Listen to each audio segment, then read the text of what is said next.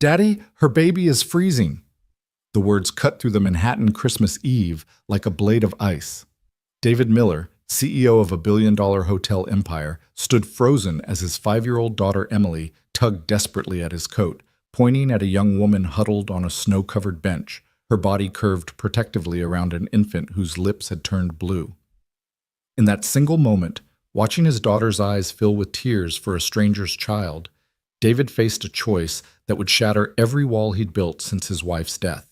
If you're watching from your city tonight, comment below and let me know how far this story has traveled, because what happened next changed 4 lives forever. The Christmas lights of Fifth Avenue blazed like fallen stars against the December darkness, their warmth a cruel mockery to those who had nowhere to go. David Miller adjusted his cashmere scarf against the biting wind, his gloved hand holding tightly to his daughter Emily's mittened one.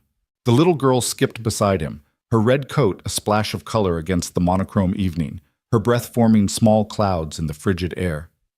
"Daddy, look at all the lights!" Emily's voice rang with the pure wonder that only children possessed, untainted by the grief that still shadowed her father's eyes. "Mommy would have loved them, wouldn't she?"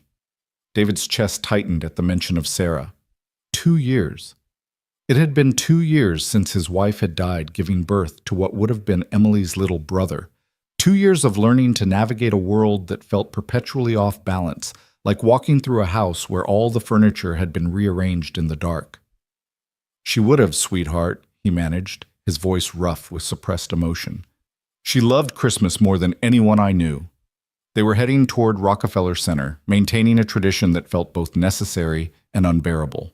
Sarah had insisted they go every year, had made David promise to continue even after Emily protested she was too old for such things. "Promise me," she'd said from her hospital bed, her hand weak in his. "Promise me you'll keep the magic alive for her." The weight of that promise pressed against his shoulders as they walked. Around them, New York pulsed with holiday energy. Shoppers hurried past with bags from Saks and Bergdorf Goodman, their faces flushed with cold and consumerism.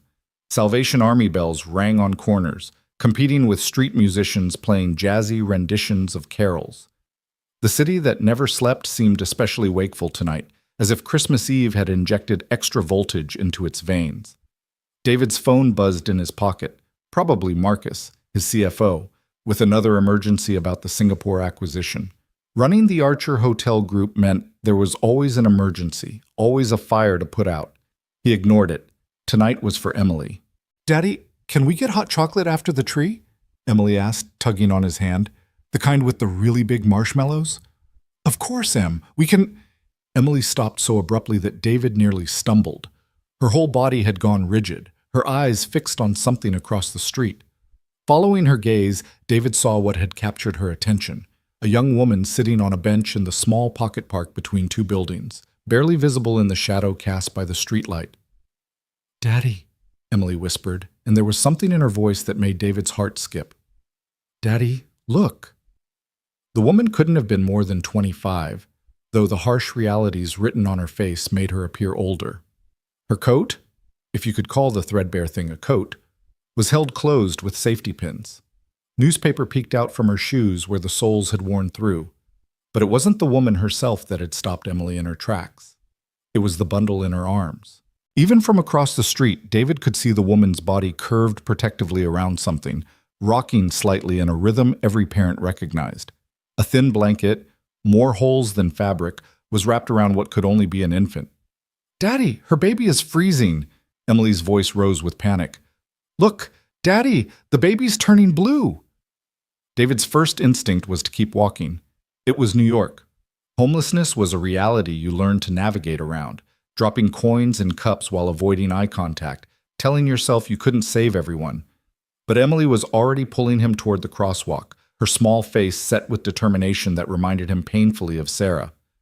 Honey, we can't just—" "Mommy wouldn't walk away," Emily said, and the words hit David like a physical blow. "Mommy always said we should help people. She said that's what love looks like, doing something when it's hard." The crosswalk signal changed. Emily was already moving, dragging David along with surprising strength for a 5-year-old. His mind raced through possibilities. Was this safe? What if the woman was dangerous? What if she was on drugs? But Emily's words echoed. Mommy wouldn't walk away. As they approached, David could see the situation was even more dire than it had appeared from across the street. The woman's lips were chapped and bleeding. Her hands, wrapped around the baby, were raw and red with cold. The infant, God, it couldn't be more than 3 months old, was barely moving. The woman's eyes snapped open as they approached, immediately filling with the wary fear of someone who'd learned to expect the worst from strangers. She pulled the baby closer, her body tensing as if preparing to run, though David doubted she had the strength. "Please," she said, her voice hoarse. "Please, I'm not doing anything wrong. I'll move. No," Emily said before David could speak. She was already unwinding her red scarf, the one Sarah had knitted for her last Christmas before she died. "This is for the baby. Please, it's warm." The woman stared at Emily as if she were speaking a foreign language. Her eyes, green, David noticed, startlingly beautiful despite everything, moved between the child and David, searching for the trap, the catch. "We don't want anything," David heard himself saying. His voice sounded strange to his own ears, thick with emotion he couldn't quite name. "My daughter's right. The baby needs warmth." "I don't need charity," the woman said, but her voice broke on the last word. The baby made a small sound, barely a whimper, and her composure crumbled. I tried the shelters, but they're full, and the ones that aren't, they wanted to separate us. They said they could take him, put him in emergency foster care, but I can't. He's all I have. He's everything." David knelt down, his expensive coat dragging in the dirty snow. This close, he could see the baby's face. A tiny, perfect face with skin that had taken on a dangerous palish tinge. The infant's breathing was shallow, too shallow. "What's his name?" Emily asked, her voice soft. "Noah," the woman whispered. "His name is Noah. He's 11 weeks old." "Like the ark," Emily said solemnly. "He saved all the animals from the flood." Despite everything, the woman's lips quirked in what might have been the ghost of a smile. "That's right. My little survivor." David's mind was already calculating. The Archer flagship was 6 blocks away. He had a penthouse suite that was always kept ready, medical staff on call. His phone was in his hand before he'd made a conscious decision. "We need to get you both somewhere warm," he said. "Right now. No arguments." The woman's walls slammed back up. "I told you, I don't need—" "Your baby is showing signs of hypothermia," David said bluntly. "His lips are blue, he's barely responsive. If you don't get him warm in the next hour, you'll be dealing with child services anyway because you'll be in an emergency room." The brutal truth of his words hit her like a slap. Tears began sliding down her cheeks, leaving clean tracks through the grime. "I'm trying," she whispered. "God, I'm trying so hard. I had a job, I had an apartment, but then Noah came early, and there were complications and the medical bills. I lost everything so fast. It happened so fast." "What's your name?" David asked, his voice gentler now. "Anna. Anna Thompson." "Anna, I'm David, and this is Emily. My car is right there." He pointed to the Range Rover parked at the corner, his driver James waiting inside. "Let us help. Just for tonight. Get Noah warm, get some food in you both. Tomorrow you can go back to fighting if you want, but tonight, just let someone help." Anna looked at Noah, whose eyes weren't even open, then at Emily, who was standing there with her scarf extended like an offering, her face full of innocent concern. David saw the exact moment Anna's pride lost the battle with her maternal instinct. "Okay," she whispered. "Okay." David helped her stand, alarmed at how light she was, how her legs shook with the effort. Emily immediately wrapped her scarf around Noah, cooing at him like he was a doll. "James," David said as they reached the car. "The Archer. Emergency entrance. Call Dr. Patel, have her meet us there." James, who'd driven David for 15 years and had learned not to question, simply nodded and started the engine. The heat that flooded the car when they climbed in made Anna gasp. "It's too much," she said, panicking. "The temperature change, it could—" "Dr. Patel is our on-call physician," David said calmly. "She'll know what to do. Just hold him. Keep him close." Anna clutched Noah, rocking him as tears streamed down her face. Emily had scooted close to her, one small hand patting Anna's arm in comfort. "It's okay," Emily said in her serious little voice. "My daddy fixes things. He's really good at it. He'll fix this." David met Anna's eyes in the rearview mirror, saw the doubt there, the fear, the desperate hope she was trying not to feel. He understood. Hope was dangerous when you'd lost everything. Hope could destroy you in ways despair couldn't touch. The drive to the Archer took 10 minutes but felt like hours.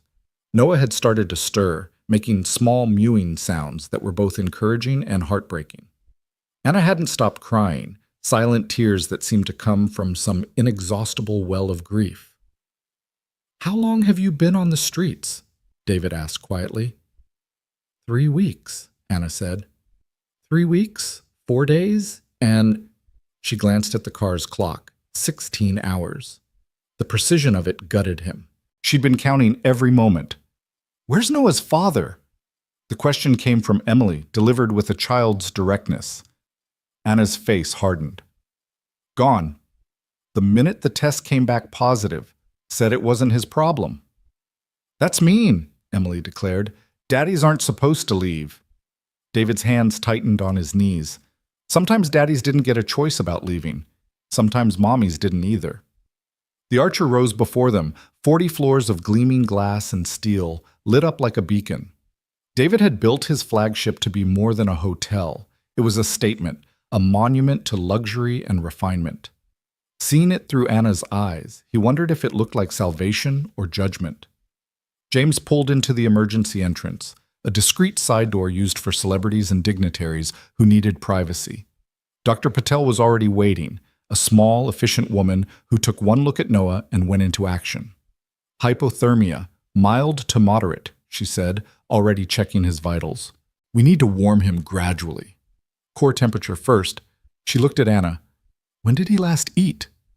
"This morning," Anna whispered. I ran out of formula yesterday. I gave him what I had this morning." Dr. Patel's expression didn't change, but David saw her jaw tighten. "We'll take care of it." "Can you walk?" Anna nodded, though she swayed when she stood. David reached for her elbow, steadying her. She flinched from his touch but didn't pull away. They moved through the service corridors, avoiding the lobby with its crystal chandeliers and designer Christmas trees. Emily held Anna's free hand, chattering about the hotel's amenities like a tiny tour guide. "There's a pool on the roof, and you can see the whole city. And the restaurant has chocolate cake that's this tall." She held her hand above her head. "And the beds are so soft, it's like sleeping on clouds." The penthouse suite David directed them to was one of 3 he kept for special circumstances. 2,500 square feet of understated elegance, with floor-to-ceiling windows offering a panoramic view of Manhattan's glittering skyline. Anna stood in the doorway like she was afraid to enter, like crossing the threshold might cause her to wake up from a dream. This is too much," she said. I can't pay for this." "You're not paying," David said simply. "You're my guest." "I don't understand." Anna's voice was thick with confusion and suspicion. "Why would you do this? What do you want?" It was a fair question. David wasn't sure he had an answer. All he knew was that Emily's words kept echoing in his head. Mommy wouldn't walk away. "My wife died 2 years ago," he said, the words coming easier than usual. She was the kind of person who would have stopped, who would have helped. I'm trying to be the kind of person she wanted me to be, the kind of father she wanted me to be." Anna stared at him for a long moment, then looked at Emily, who was bouncing on the suite's massive bed, her grief temporarily forgotten in the excitement of the moment. "I'm sorry," Anna said softly. "About your wife." "I'm sorry about your situation," David replied. "Now, let Dr. Patel examine Noah properly. There's a full kitchen. We'll get formula, diapers, whatever you need. When was the last time you ate?" Anna's silence was answer enough. David picked up the room phone. "Room service? This is David Miller. I need a full dinner service sent to Penthouse C, and have someone go to the pharmacy, formula, diapers, infant supplies, complete setup. Women's clothing too, Size. He looked at Anna questioningly. 6, she whispered. But I can't. You can and you will, David said firmly. Tomorrow, we can discuss your options, connect you with services, whatever you need. Tonight, you're safe. Both of you. Doctor? Patel had Noah on the bed, carefully warming him with heated blankets. His color was already improving, and he'd started to cry, weak but insistent cries that made Anna sob with relief. He's going to be fine, Dr. Patel assured her. Dehydrated, hungry, but fine. Babies are resilient. But Mom, she turned her stern gaze on Anna. You're malnourished, exhausted, and showing signs of severe stress. When was the last time you slept? Really slept? I don't. Time gets fuzzy on the street, Anna admitted. Then that's what you do tonight. Sleep, eat. Let your body remember what it's like to be warm and safe. Emily had crawled across the bed to where Noah lay, studying him with intense curiosity. He's so small, she said wonderingly. Was I ever that small, Daddy? Smaller, David said, remembering Emily as a newborn, how terrified he'd been that he might break her, how Sarah had laughed at his fumbling attempts at diaper changes. You were 5 pounds, 3 ounces. Noah was 4 pounds, 8 ounces, Anna said softly. The NICU nurses called him their little fighter. Like his mommy, Emily said matter-of-factly. Room service arrived with a parade of carts, soup, salad, pasta, chicken, vegetables, an entire chocolate cake that made Emily squeal with delight. Anna stared at the spread like it might disappear if she blinked. This is too much, she kept saying. Eat, David said gently. Doctor's orders. Anna took a tentative bite of soup, then another. Then suddenly she was eating like she was afraid someone might take it away. David had to look away from the desperate hunger in her movements, the animal need that refined table manners couldn't quite hide. Emily, oblivious to the undercurrents, kept up a steady stream of chatter.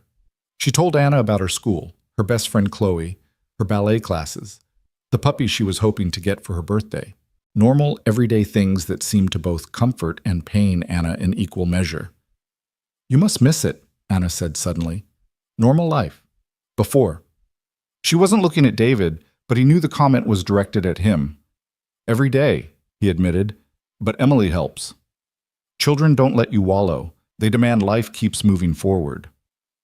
Noah's all that kept me going, Anna said, stroking her son's cheek as he took his bottle with enthusiasm. There were nights I thought about, but then he'd cry, and I'd know I had to keep fighting. For him. The pharmacy delivery arrived, bags and bags of supplies, diapers, formula, bottles, clothes, blankets, everything a baby could need. The clothing for Anna was simple but quality, jeans, sweaters, undergarments, a warm coat that actually fit. Nobody's ever... Anna couldn't finish the sentence. There's a full bathroom through there, David said, pointing. Bathtub, shower, whatever you prefer. Take your time. Emily and I will watch Noah. Anna looked uncertain. You don't have to... I raised this one from birth, David said, indicating Emily. I think I can handle Noah for an hour. Anna disappeared into the bathroom. Soon they heard the sound of running water, then something that might have been muffled sobbing. David pretended not to notice, focusing instead on Noah, who was now alert and seemingly fascinated by Emily's face hovering above him. He likes me, Emily announced. Look, Daddy, he's smiling. That's probably gas, sweetheart. It is not. It's a real smile. Hi, Noah. I'm Emily. We're going to be friends. David watched his daughter with the baby, saw the gentle way she touched his tiny fingers, the protective hover of her body. Sarah would have been so proud. Sarah would have known exactly what to do, what to say. She'd always been the one with the open heart, the one who saw need and met it without hesitation. Tell me about Mommy, Emily said suddenly. Tell me a happy story about her. It was a ritual they'd developed. When the sadness got too heavy, they'd share happy memories, trying to keep Sarah alive through stories. Well, David said, settling into the oversized armchair with Emily curled in his lap, while Noah dozed in his bassinet. Did I ever tell you about the time she decided to help the homeless veteran outside our first apartment? Emily shook her head, eyes bright with anticipation. We just moved in together, barely had furniture. Your mom was in law school. I was trying to get the first hotel off the ground. Money was tight. But there was this veteran, Michael, who sat outside our building every day. One day it was pouring rain, and your mom couldn't stand it. She invited him up. To your apartment? To our apartment. I came home to find him sitting at our kitchen table. Well, it was a card table then, eating soup your mom had made. She'd given him my clothes to wear while his dried. I was shocked, maybe a little angry, but your mom just looked at me and said, "Love isn't love if it only extends to people who make us comfortable." What happened to him? She helped him get into a veterans program, get his benefits sorted out. Last I heard, he was living in Phoenix near his daughter. He sent a card when you were born. Emily was quiet for a moment. Mommy would like Anna and Noah. Yes, so, David agreed. She would. Anna emerged from the bathroom an hour later, transformed. Clean, dressed in the new clothes, her dark hair still damp, she looked younger and somehow more fragile. The dirt and exhaustion had been a kind of armor. Without it, her vulnerability was stark. Better? David asked. I don't know how to thank you, Anna said. It's everything. No thanks needed, just rest. We'll figure out next steps tomorrow. Next steps, Anna repeated, like the concept of a future was foreign. I don't even know what that means anymore. It means tomorrow you wake up warm, fed, and safe, David said. Everything else can wait. Emily had fallen asleep on the couch, exhausted from the excitement. David gathered her up, her head heavy on his shoulder. The bedroom is through there, he told Anna. There's a crib for Noah. The kitchen is stocked. If you need anything at all, just call down to the desk and ask for me. You're leaving? There was panic in Anna's voice. I have an apartment on the floor below, David explained. You're not being abandoned. I promise. Anna looked around the suite, at sleeping Noah, at the view of the city lights. This morning I woke up on a bench thinking we might not survive the day. Now, I feel like I'm in someone else's life. It's your life, David said firmly. Just a different chapter. As he carried Emily to the elevator, David heard Anna singing softly to Noah, a lullaby, sweet and sad. The elevator doors closed on the sound, but it followed him down, settling into his chest like an ache. In his own apartment, David tucked Emily into bed, smoothing her dark hair back from her face. She stirred slightly. Daddy? We did good today, right? We did good, baby. Mommy would be proud. David's throat tightened. So proud. Emily smiled and drifted back to sleep. David stood watching her for a long moment, then walked to his study. The photo of Sarah on his desk smiled back at him, that radiant smile that had first caught his attention across a crowded lecture hall 15 years ago. I'm trying, he told her image. I'm trying to be the man you believed I could be. He poured himself a scotch and stood at the window, looking out at the city. Somewhere out there, how many other Annas were there? How many other Noahs? The problem was too big for one man to solve. But maybe that wasn't the point. Maybe the point was just to solve the problem in front of you, one Anna and Noah at a time. His phone buzzed, Marcus again, probably losing his mind over David's radio silence. There would be questions tomorrow, concerns about liability, about the company's image, about the wisdom of bringing strangers into their lives. David turned the phone off. Tomorrow's problems could wait until tomorrow. He thought about Anna's face when she'd walked into the suite, the disbelief and wonder and fear all mixed together. He thought about Noah's tiny fingers wrapping around Emily's finger. He thought about Sarah, always Sarah, and what she would say if she were here. Love isn't love if it only extends to people who make us comfortable.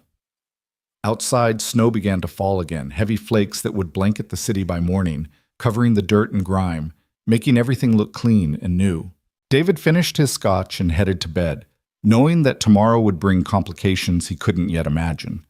But tonight, a mother and child were warm and safe. Tonight, his daughter had learned what compassion looked like in action. Tonight, maybe, Sarah would be proud. The city hummed its endless song outside his window, sirens and car horns and the distant rumble of the subway.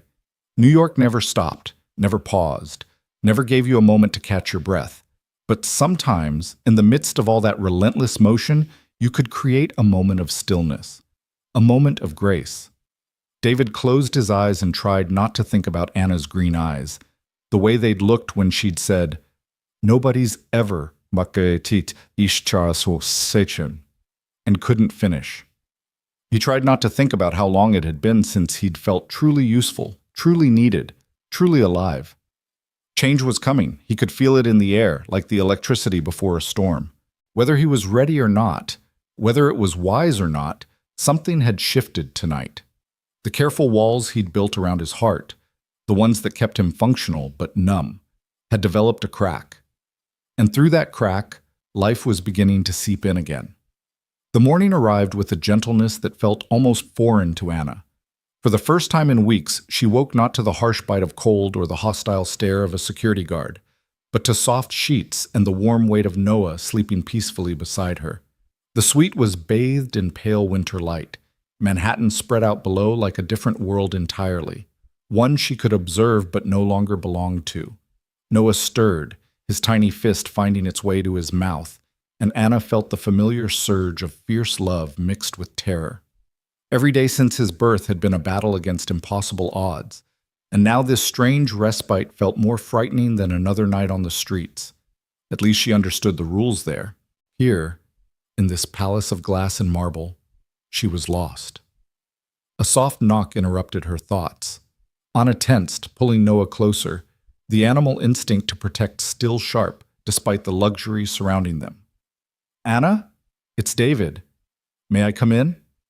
She found him standing in the doorway with Emily, both dressed for the day, carrying bags that smelled of fresh bread and coffee. Emily was practically vibrating with excitement, her dark hair pulled into pigtails that bounced as she moved. "We brought breakfast," Emily announced, pushing past her father with the confidence of a child who'd never met a room she didn't own.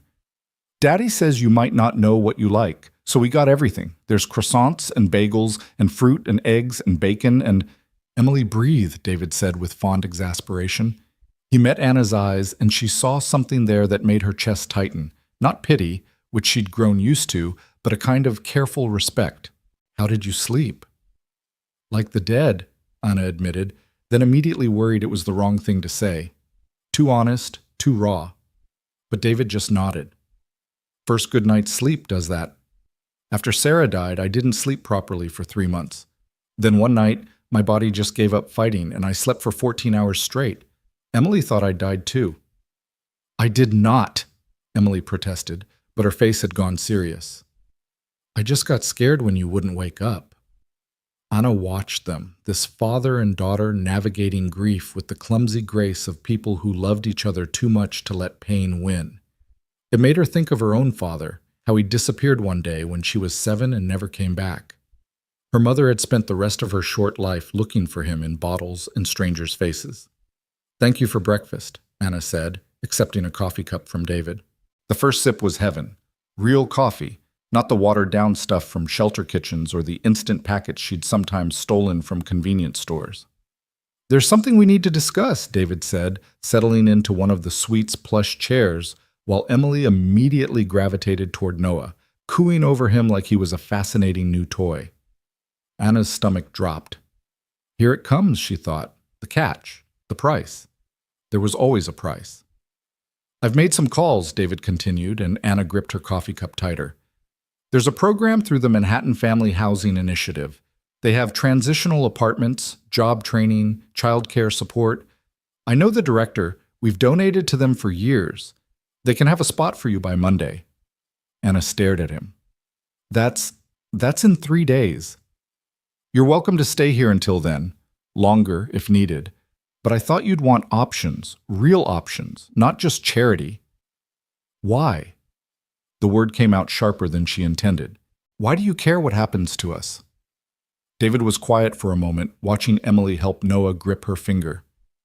"Did Emily tell you how her mother died?" She said, "In childbirth. Placental abruption, 0 warning. 1 minute Sarah was laughing about paint colors for the nursery, the next she was hemorrhaging. They saved Emily but couldn't stop the bleeding in time. Sarah got to hold her for exactly 3 minutes before—" He stopped, his jaw working.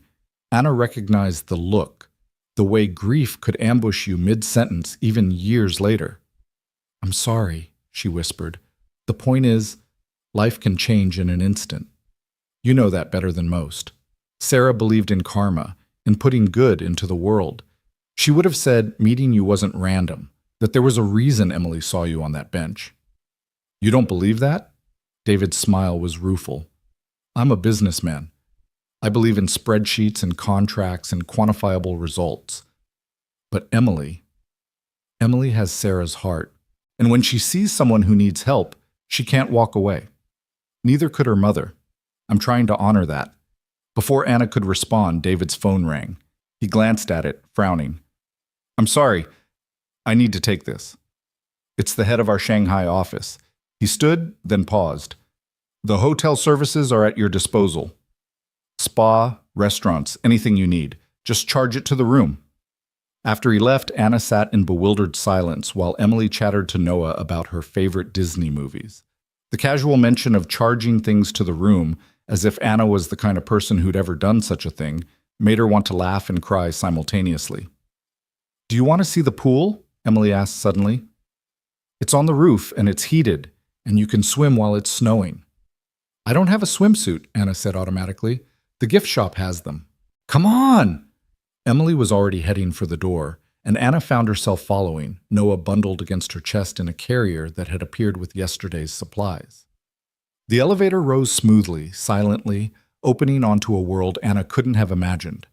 The rooftop pool was enclosed in glass, yes, but it was the view that stole her breath. Manhattan stretched out in every direction, buildings piercing the gray sky like crystal formations.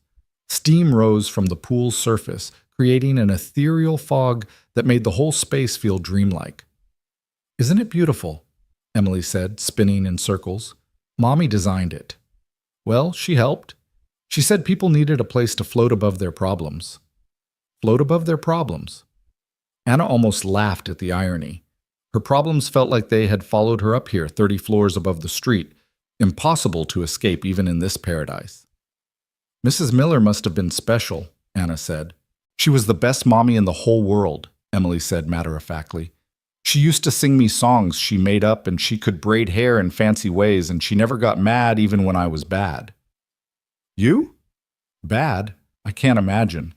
Emily grinned, a mischievous expression that transformed her face.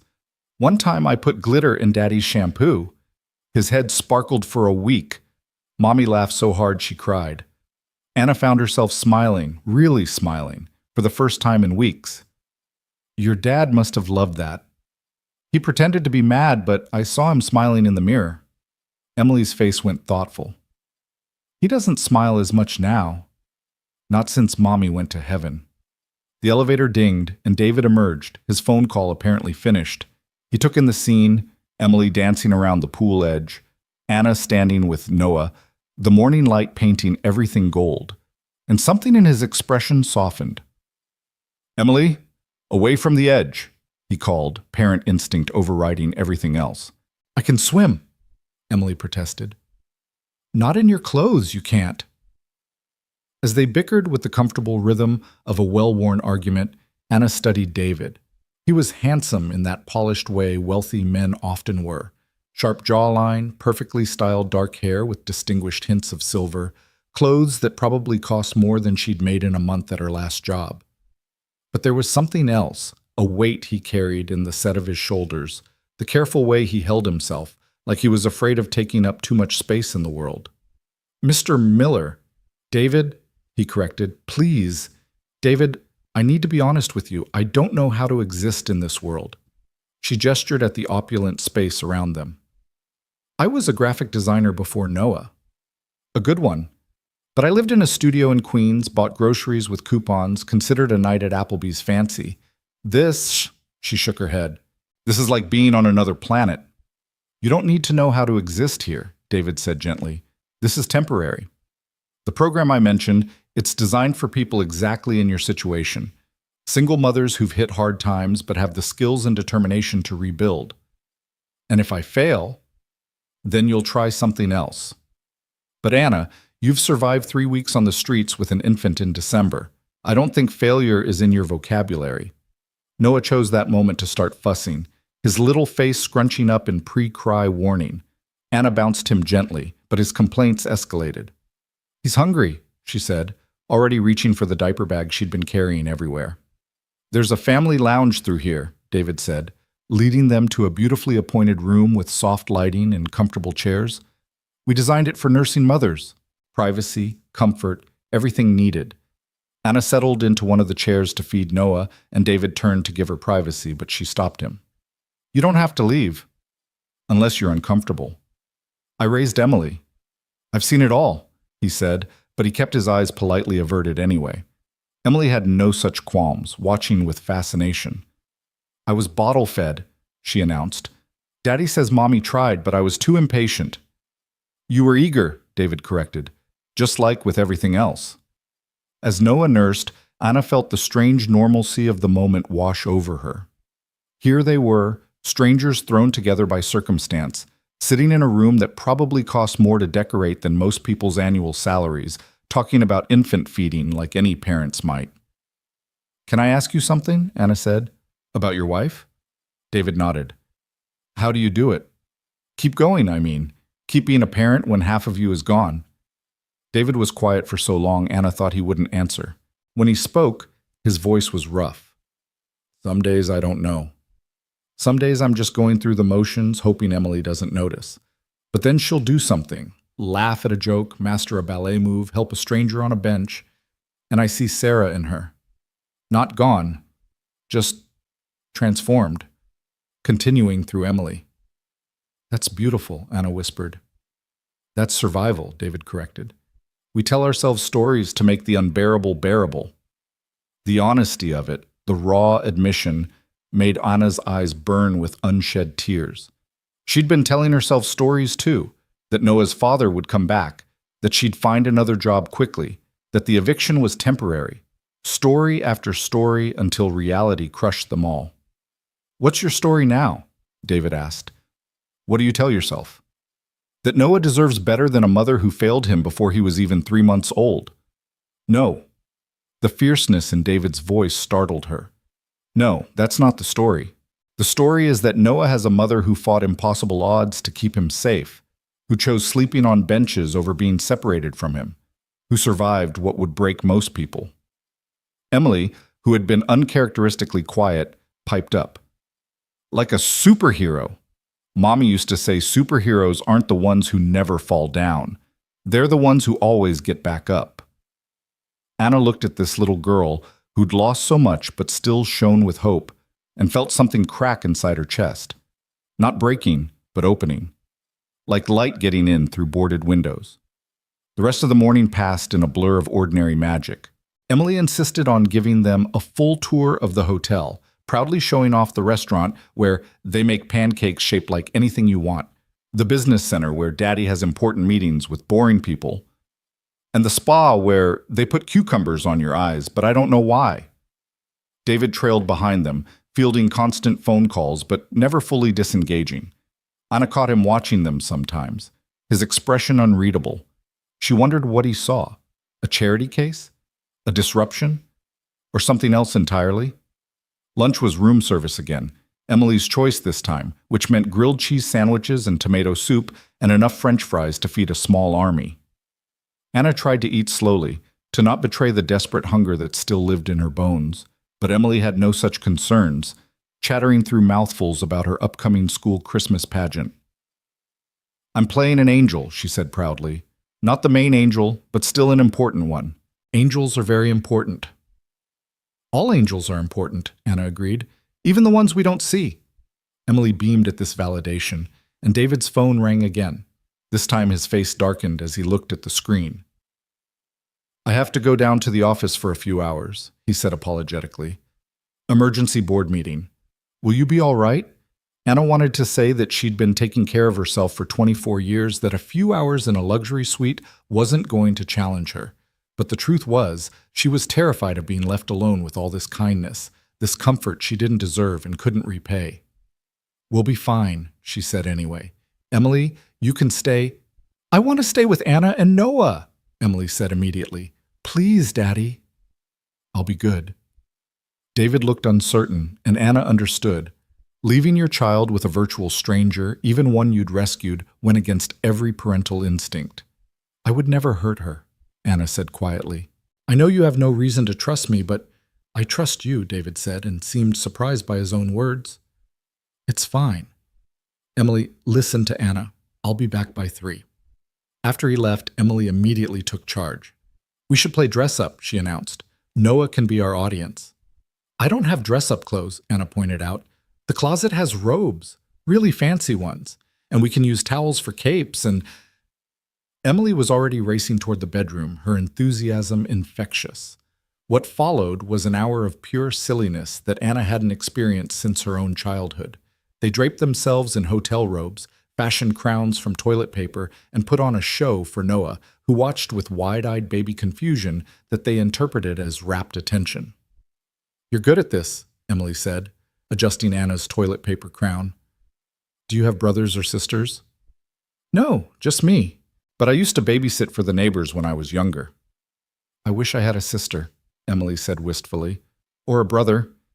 Daddy says maybe someday, but I don't think he means it. He gets too sad when I ask. Anna's heart clenched. This little girl, carrying so much loss, still hoping for more family, more love. It made her think of Noah, how she'd imagined siblings for him once upon a time, back when she thought Mike would stay, would be the father she'd dreamed of. Families come in all shapes, Anna said carefully. Sometimes the family you choose is just as real as the one you're born into. Emily considered this seriously. Like how Daddy chose Mommy and she chose him? Exactly like that. They were interrupted by a knock at the door.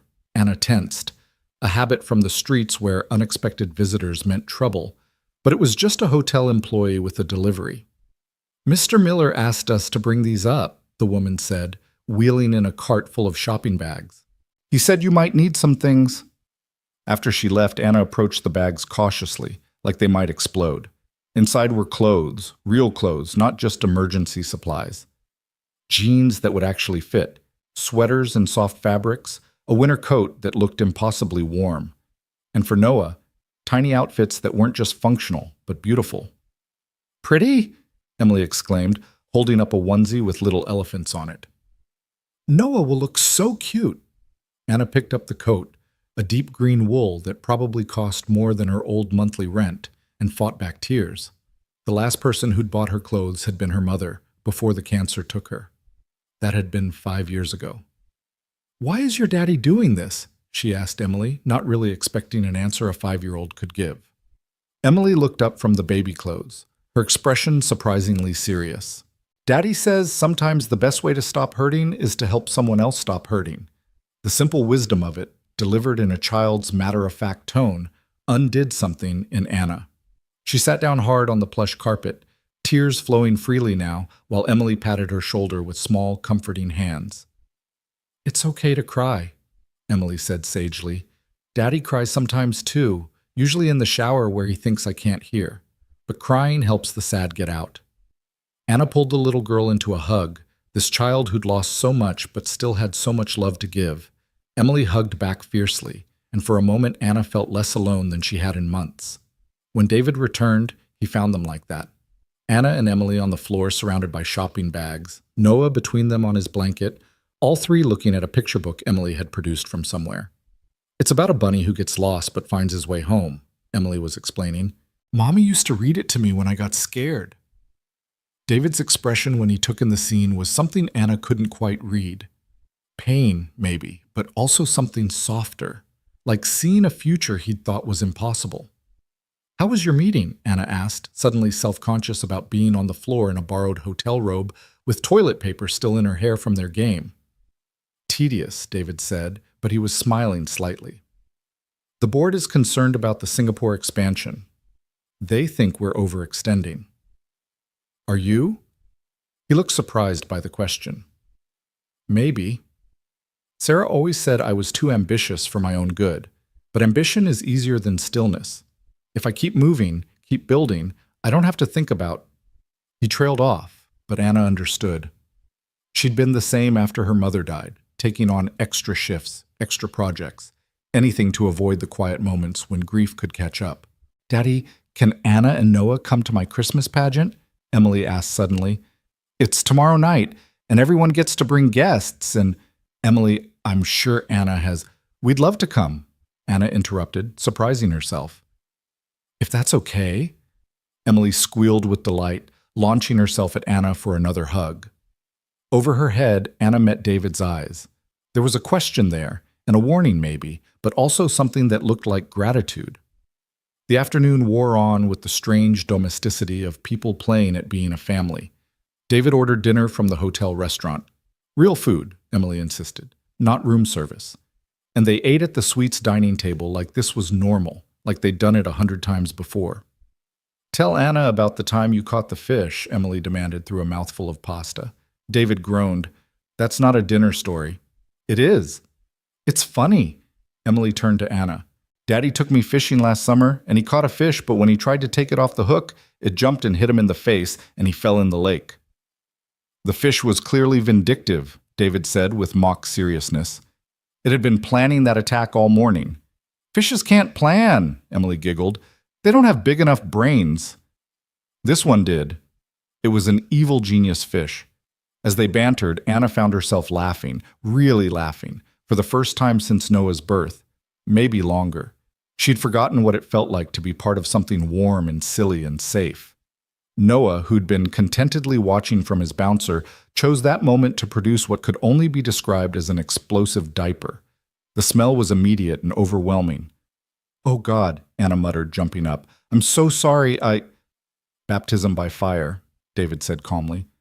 Or in this case, baptism by... Well, Emily once managed to hit the ceiling during a change. The ceiling, Anna. I still don't understand the physics of it. It was baby superpowers, Emily said solemnly. As Anna changed Noah, she could hear David and Emily clearing the table, their voices a comfortable duet of routine. This was what she'd imagined when she was pregnant. Not the luxury, but the partnership, the shared jokes, the easy rhythm of family life. "All clean," she announced, returning with a fresh-smelling Noah. "Can I hold him?" Emily asked. "I promise to be careful." Anna looked at David, who nodded. "She's actually very good with babies. One of her friends has a little brother." Emily sat very still as Anna placed Noah in her arms, supporting his head like she'd been taught. Noah stared up at her with that unfocused baby intensity, and Emily stared back, fascinated. "He has your eyes," Emily told Anna. "Green like emeralds. Mommy had green eyes too." David went very still. Anna saw him swallow hard, his hand gripping the back of the chair. "Did she?" Anna asked gently. "The most beautiful green," Emily said, still focused on Noah. "Daddy said they were like looking at spring." "I said that." David's voice was rough. "At the cemetery. You thought I wasn't listening, but I was." The moment hung there, fragile and painful and somehow precious. Anna watched David struggle with memory, with grief that clearly still had the power to ambush him. "Your mommy sounds like she was beautiful inside and out," Anna said to Emily. "She was," Emily agreed, "but Daddy says beautiful isn't about how you look. It's about how you make other people feel." "Smart Daddy," Anna murmured, catching David's eye. He looked away, but not before she saw the sheen of tears he was fighting. As evening settled over the city, the lights coming on like stars in the windows of surrounding buildings, Emily began to yawn. "Bedtime, little one," David said. "But I'm not tired," Emily protested, even as she rubbed her eyes. "The pageant's tomorrow. Angels need their sleep." Emily pouted but didn't argue further. She kissed Noah's forehead gently, then surprised Anna by kissing her cheek too. "Good night, Anna. I'm glad we found you." After Emily was tucked into the pull-out sofa bed, insisting she wanted to stay close to Noah, David and Anna found themselves alone in the living area, the city lights their only illumination. "She's extraordinary," Anna said softly. "She saves me every day," David admitted. "After Sarah, I wanted to disappear, just cease existing.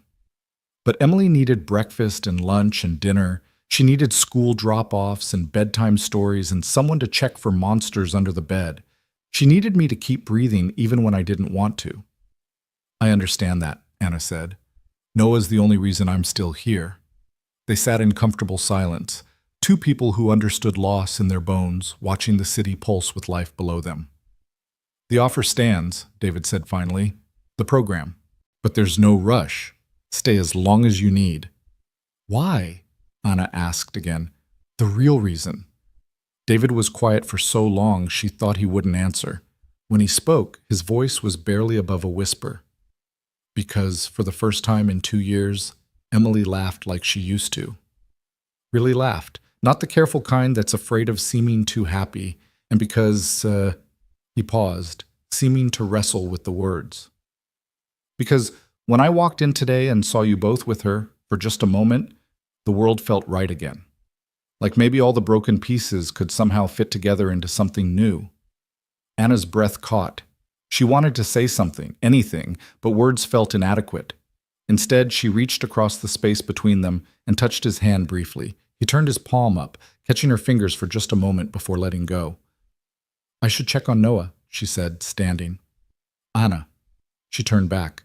David was silhouetted against the windows, his expression hidden. Thank you. For tonight. For letting Emily... Just thank you. Anna nodded, not trusting her voice, and went to check on her son. Noah was sleeping peacefully in his crib, tiny chest rising and falling with perfect rhythm. Next to him, Emily had kicked off her covers, one arm flung out like she was reaching for something in her dreams. Anna covered her gently, and Emily stirred slightly. Anna? She mumbled, still mostly asleep. Yes, sweetheart? Are you going to stay? Anna looked at this little girl who'd lost so much, at her baby son who deserved so much better, at the lights of the city that had chewed her up and spit her out and somehow led her here. For now, she whispered. I'm staying for now. Emily smiled and drifted back to sleep. Anna stood watching both children, hers and this one who'd claimed a piece of her heart in less than 2 days, and wondered if maybe, just maybe, broken things really could be put back together. Not the same as before, but different. Maybe even stronger. Outside, snow began to fall again, and Anna thought about David's words, all the broken pieces fitting together into something new. It sounded impossible. It sounded like hope. It sounded like the kind of story Sarah Miller might have believed in. And for the first time in months, Anna let herself believe in it too. The auditorium of St. Catherine's Elementary was exactly what Anna had expected from a private school on the Upper East Side. Polished wood floors, perfect acoustics, and parents who looked like they'd stepped out of a Ralph Lauren catalog.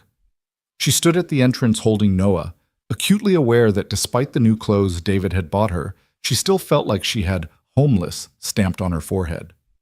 There's Daddy! Emily exclaimed, waving enthusiastically from her position in the angel chorus on stage. She was wearing a white robe with gold tinsel wings, her face glowing with excitement. David appeared at Anna's elbow, having arrived separately from his office. He'd changed from his business suit into something more casual, but still expensive.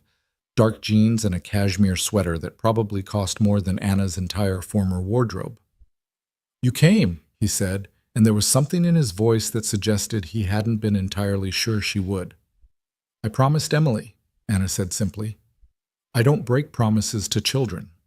They found seats near the middle, David nodding to various parents who eyed Anna with poorly concealed curiosity. She could practically hear their thoughts. Who was this woman with David Miller? Where was she 2 years ago when Sarah died and the gossip mill went into overdrive about eligible widowers? Ignore them, David murmured. Half of them are on their 3rd marriages, and the other half are held together by Xanax and wine. Anna stifled a laugh, adjusting Noah, who was fascinated by the stage lights. An elegant blonde woman in the row ahead turned around, her smile sharp as crystal. David, how wonderful to see you here. And who's this? Her eyes raked over Anna with the kind of assessment that cataloged everything from her drugstore mascara to the price tag on her new coat. This is Anna Thompson, David said smoothly. Anna, this is Margaret Whitfield. Her daughter Chloe is Emily's best friend. Oh, you're the one staying at the hotel. Margaret's voice rose just enough to ensure the surrounding parents heard. Emily told Chloe all about you. Such a generous thing David's doing, taking in a homeless mother and baby. The holidays really do bring out the charity in people, don't they? The words hit Anna like ice water. Charity. That's what she was. David's good deed for the season, something to make him feel better about his wealth while she played the grateful pauper. Anna's my friend. Emily's voice rang out from the stage, clear and fierce. The entire chorus had gone quiet, and Emily was standing with her hands on her hips, glaring at Margaret. She's not Charity. She's my friend and Noah's mommy, and she's staying with us because we want her to. Emily, her teacher said gently, we need to start the program. But Emily wasn't done. And Mrs. Whitfield, my mommy said, if you don't have anything nice to say, you should keep your mouth shut. A ripple of shocked laughter went through the audience. David's face was a study in mixed emotions, mortification, pride, and something that looked like suppressed amusement. Margaret turned back around, her face flushed. I'm sorry, David started to say to Anna, but she shook her head. Don't. She's defending me. No one's ever... Anna's voice caught. No one's defended me like that since my mother died. The pageant began, but Anna barely heard the songs and readings. She was too aware of David beside her, of the way he unconsciously leaned toward her when Noah fussed, how he smiled when Emily forgot her line and improvised something about angels liking chocolate chip cookies. This was what Mike had promised her: partnership, family, belonging. But Mike had run the moment things got difficult, while David, a complete stranger, had opened his world to her without asking for anything in return. It didn't make sense. Nothing about the last 3 days made sense. After the pageant, Emily bounded over to them, still in her angel costume. Did you see me? Did you see when I sang the high note? You were perfect, David said, scooping her up, even when you improvised. Mrs. Whitfield was being mean, Emily said, shooting a glare at the woman's retreating back. Mommy said we should stand up to bullies. Your mom was right, Anna said. Thank you for standing up for me. Emily wriggled out of David's arms and took Anna's free hand. Come on! There's cookies and juice in the cafeteria, and I want to show you to my friends. Before Anna could protest, she was being dragged through the crowd, David following with an apologetic shrug. Emily introduced her to what seemed like half the school. This is Anna and baby Noah, and they're staying with us, and Anna's really good at dress-up. And Noah is really cute. And did you know he's only 3 months old? Some parents were kind, offering congratulations on Noah and polite conversation. Others kept their distance, clearly uncomfortable with the situation. Anna felt like an exhibit at a zoo. The homeless woman David Miller had rescued, a story they'd tell over wine later. I need some air, she told David after an hour of forced smiles and awkward small talk. There's a garden courtyard through here, he said, leading her outside. The December air was sharp but clean, a relief after the cloying warmth of the cafeteria. Anna sank onto a bench, Noah sleeping against her chest. David sat beside her, maintaining a careful distance. I'm sorry about Margaret, he said. She's always been honest, Anna finished. She said what everyone was thinking. I am Charity. This whole thing, staying at the hotel, the clothes, coming to Emily's school, I'm a project. You're a good deed. You're not. I am, Anna insisted, and that's okay. I'm grateful, David. More grateful than you can imagine. But I'm not naive. Men like you don't just take in women like me without expecting something. David was quiet for a long moment. When he spoke, his voice was different, harder. You want to know what I expect? Fine. I expect to sleep through one night without dreaming about Sarah dying. I expect to look at Emily without seeing everything she's lost. I expect to feel something other than emptiness where my heart used to be. He stood, pacing to the garden's edge. You think you're my charity project? You're wrong. You and Noah, you're proof that life keeps going even when it shouldn't. When I saw Emily with you both yesterday, laughing, playing, just being a kid again, that wasn't charity. That was salvation. Anna stared at him, this man who commanded boardrooms and billion-dollar deals, coming apart in a school garden. She stood, shifting Noah to one arm, and touched David's shoulder. I'm sorry, she whispered. I'm so used to defending myself, I forget that other people might be broken too. David turned to face her, and for a moment they were close enough that she could see the gold flecks in his brown eyes, could smell his cologne, something expensive and subtle. The space between them hummed with possibility. "Daddy!" "Anna!" Emily's voice shattered the moment. She came running into the garden, her angel wings crooked. "They're doing the Teacher Appreciation Awards. We have to go back." David stepped back, the moment broken. But as they walked back inside, Anna felt something had shifted. The careful walls they'd both maintained had cracked, revealing the raw truth underneath.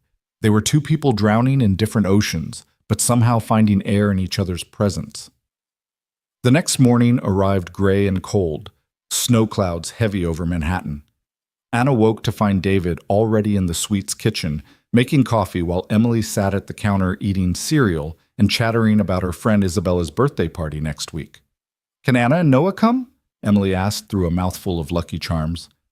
"That's up to Isabella's parents, sweetheart," David said carefully. "But I want them there. Isabella has a baby brother too, and Noah could play with him." Anna accepted a cup of coffee from David, their fingers brushing in the exchange. That brief contact sent an unexpected jolt through her. When was the last time she'd been touched with gentleness by someone who wasn't her child? "We need to talk about Monday," David said quietly. "The program I mentioned." "Right. Reality." Anna tried to keep the disappointment out of her voice. Of course this couldn't last. Glass slippers always had midnight deadlines. "I spoke with the director yesterday. They have a 2-bedroom apartment in Washington Heights. It's not fancy, but it's safe, clean. The program provides 18 months of subsidized rent while you get back on your feet. They also have job placement assistance, childcare vouchers, even therapy if you want it." "Therapy?" Anna almost laughed. Where would she even begin? "My mother died and I found her. My boyfriend abandoned me. I lost everything and lived on the streets with an infant. Some things were too broken for therapy to fix." "It sounds perfect," she said instead. "There's another option," David said, not meeting her eyes. "The hotel has a staff position opening up. Guest services coordinator. It comes with the apartment. A small 1-bedroom in the building we own on East 78th. Not charity," he added quickly. "You'd be working. Full benefits, decent salary. The hotel provides employee childcare." Anna's hand stilled on her coffee cup. "Why would you do that?" "Because you're qualified. I looked you up, your portfolio, your work history. You're talented, Anna. You just hit a rough patch." "You looked me up?" David had the grace to look embarrassed. "I wanted to understand how someone like you ended up on the streets," Anna finished. "It's simpler than you think. Hospital bills from Noah's birth. Complications meant I couldn't work for 2 months. No work meant no income. No income meant eviction. No apartment meant no address for job applications. It's a downward spiral that's almost impossible to stop once it starts." "But it can be stopped," David said. "The position, it's real. No special treatment. You'd report to Marcus, my CFO. He doesn't do favoritism, trust me. If you're not good at the job, you're out." Emily, who'd been suspiciously quiet, suddenly piped up. "If Anna works at the hotel, does that mean I'll see her every day?" "It means Anna would be very busy," David said carefully. "This would be her job, not whatever you're imagining, Em." But Emily was already spinning fantasies. "Noah could come to my school's daycare. We could have lunch together. Anna could help with my homework." "Emily." David's voice held a warning. Anna looked between them, this father trying to maintain boundaries while offering her a lifetime. This little girl who'd already decided Anna belonged in their world. It was too much, too fast, too good to be true. "I need to think," she said. David nodded. "Of course. Take your time. The program doesn't need an answer until Sunday." Before anyone could say more, David's phone rang. He frowned at the screen, then answered with a terse, "Miller." His face darkened as he listened. "No comment. No, Marcus, I said no comment. I don't care what they're printing." He hung up, his jaw tight. Anna felt dread pool in her stomach. "What is it?" she asked. David was already pulling up something on his tablet. He turned it toward her, and Anna's heart sank. The headline screamed, "Hotel Mogul's Homeless Mistress, David Miller's Scandalous New Romance." The article was accompanied by a photo clearly taken yesterday at the school. David's hand on Anna's back as he guided her inside, Emily between them like a perfect family portrait. Another showed them in the garden, standing close enough to suggest intimacy. "Oh God," Anna breathed. "David, I'm so sorry. This is—" "Bullshit," David said flatly. "This is complete bullshit, and we're going to ignore it." But Anna was already reading, each word a nail in the coffin of her dignity. The article painted her as a gold digger who targeted a grieving widower, using her baby to manipulate his daughter. They'd even found Mike somehow, quoted him saying Anna had always been ambitious above her station. "Mommy said newspapers lie," Emily said, peering at the tablet. "She said they make up stories to sell papers." "Your mom was right," David said, but Anna could see the tension in his shoulders, the careful way he was holding himself. "This will hurt your business," Anna said. "Your reputation." "My reputation?" David laughed, but there was no humor in it. "My reputation is that I'm a workaholic who neglected his dying wife for merger meetings. They've written worse about me." "But this affects Emily." "No," Emily interrupted, her small face fierce. "I don't care what they say. Anna's our friend. Friends don't leave because of stupid newspapers." David's phone was ringing again. Then Anna's, the cheap prepaid David had bought her. Then the hotel room phone. The vultures were circling. "Pack your things," David said suddenly. Anna's heart dropped. Of course. He needed distance from the scandal. She understood. "I'll go." "We'll go," David corrected. "All of us. I have a house in the Hamptons. We'll spend the weekend there. Let this blow over. By Monday, they'll have moved on to someone else's scandal." "David, you don't have to—" "Yes," he said firmly. "I do. You're not facing this alone." An hour later, they were in David's Range Rover heading out of the city. Emily was thrilled about the impromptu adventure, chattering about showing Anna the beach and the playroom and her mommy's art studio that Daddy kept locked, but maybe they could open it just this once. David's hands were tight on the steering wheel as they drove. Anna could see him checking the rearview mirror, watching for photographers following them. Noah slept peacefully in his car seat, oblivious to the chaos he'd been born into. "There's something you should know," David said quietly, as the city gave way to suburbs. "Sarah and I, we weren't perfect. The papers want to paint her as this saint I'm betraying, but the truth is, we were having problems before she got pregnant." Anna said nothing, sensing he needed to speak more than he needed a response. "She wanted me to slow down, spend more time at home. I kept promising I would after the next deal, after the next acquisition. I thought we had time. I thought there would always be more time." "You couldn't have known," Anna said softly. "No, but I should have listened. She was trying to tell me what mattered, and I was too busy building an empire to hear her." He glanced at Anna. "Don't let them make you feel guilty for existing, for needing help. Sarah would have done exactly what I did. She would have stopped for you." The house in the Hamptons was not what Anna expected. Instead of some modern monstrosity, it was a weathered shingle-style home that looked like it had grown from the dunes themselves. Inside, it was all warm woods and comfortable furniture, family photos covering every surface. "Mommy loved it here," Emily said, running through the rooms. She said it was her breathing place. Anna understood immediately. The house felt like Sarah, warm, welcoming, unpretentious despite its obvious value. Through the windows, the Atlantic stretched gray and endless, winter waves crashing against the shore. "Her studio is upstairs," David said. I haven't been in there since." "Then we won't go in," Anna said quickly. "No, Emily's right.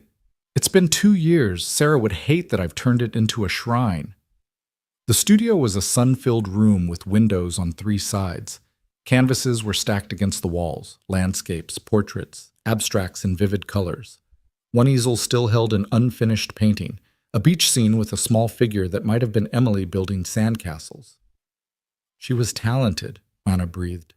"She was everything," David said simply. Emily had found a box of art supplies and was already pulling out brushes and paints. "Can we paint, Daddy?" "Anna, do you paint?" "I used to," Anna admitted. "Before Noah.